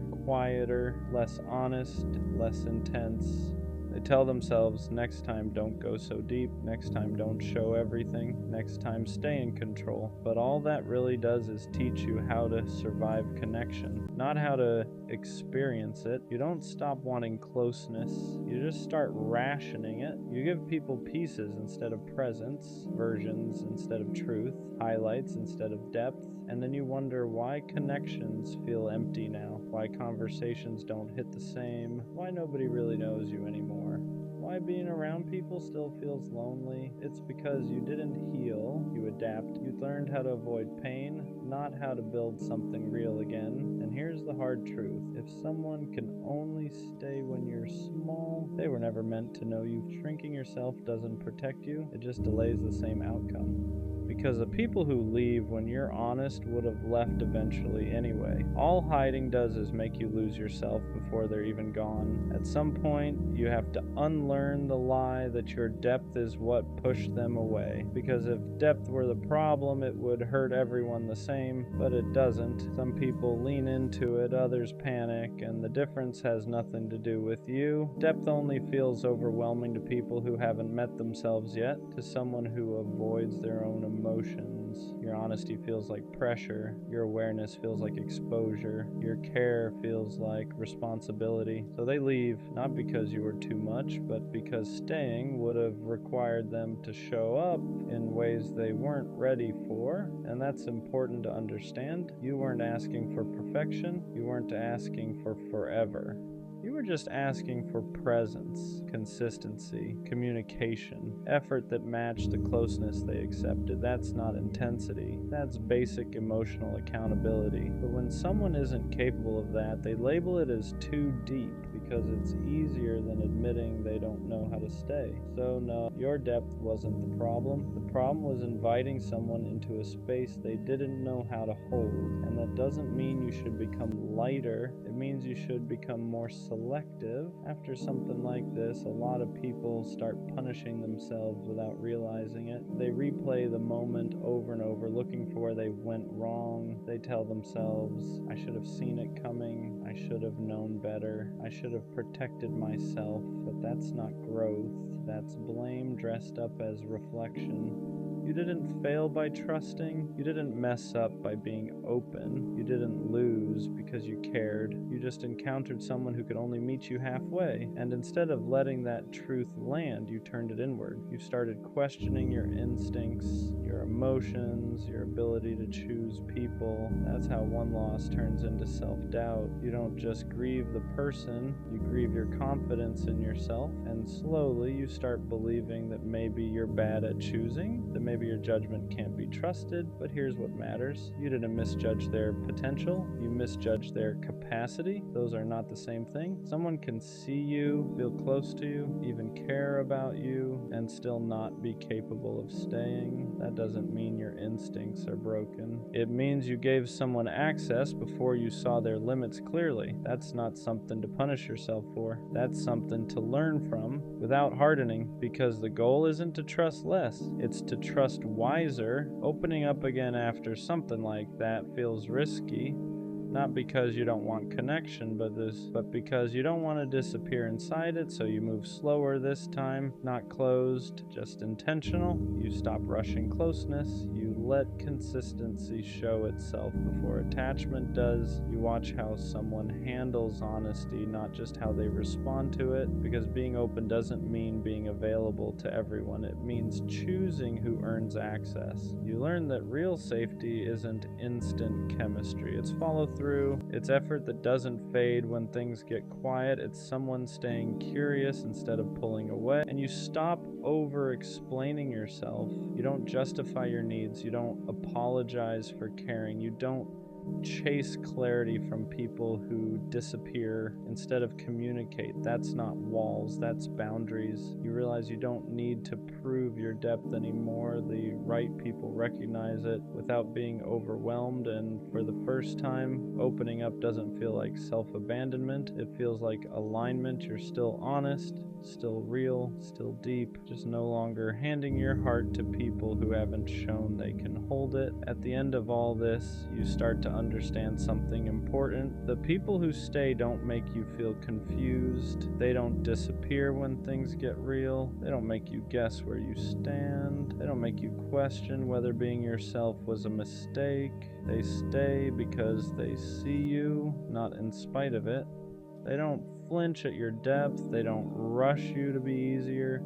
They don't treat your honesty like a burden. They meet you with steadiness, not perfection, not constant intensity, just consistency. And that's how you know.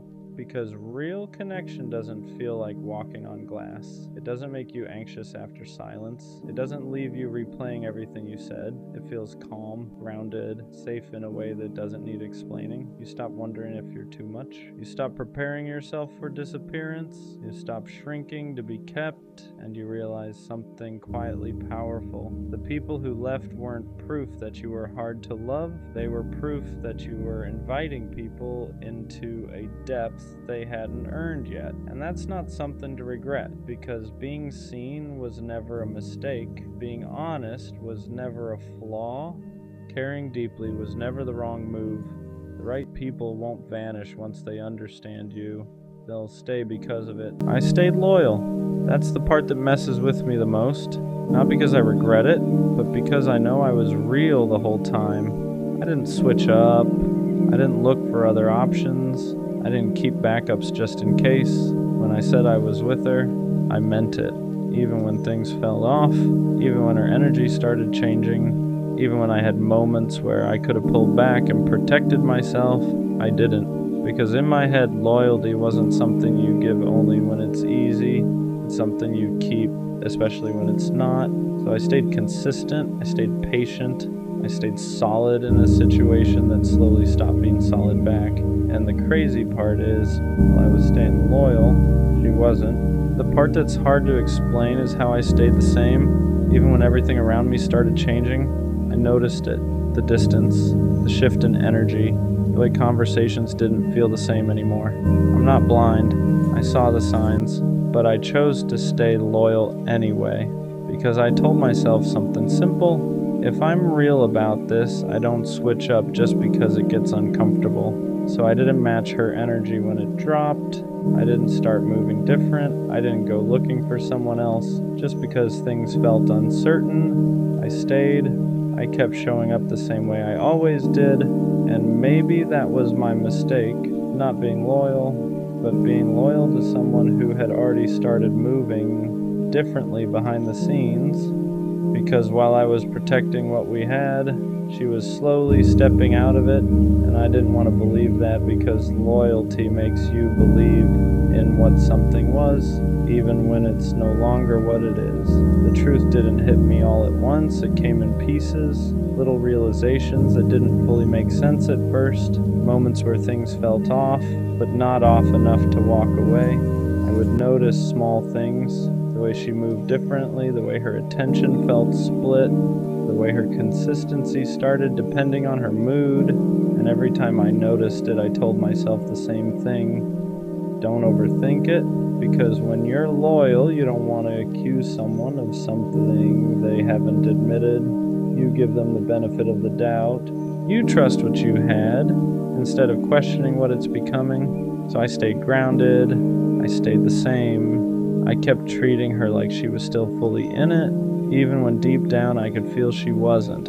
And that's the part that hurts the most. Not that she switched up, but that I stayed solid while she was already moving differently. At some point, the truth became impossible to ignore, not because she said it, but because her actions started saying it for her. You can feel when someone isn't fully there anymore. You don't need proof, you don't need confirmation. It's in the energy, the way they reply, the way they move, the way they stop showing up the same way they used to. And I felt that, but I stayed loyal anyway, because I kept thinking loyalty meant holding on, holding it together, holding on to what we had, even if it was slipping. But here's what I didn't understand at the time. You can't hold something together by yourself, and I was the only one holding. The more I look back at it, the more I realize something that's hard to accept.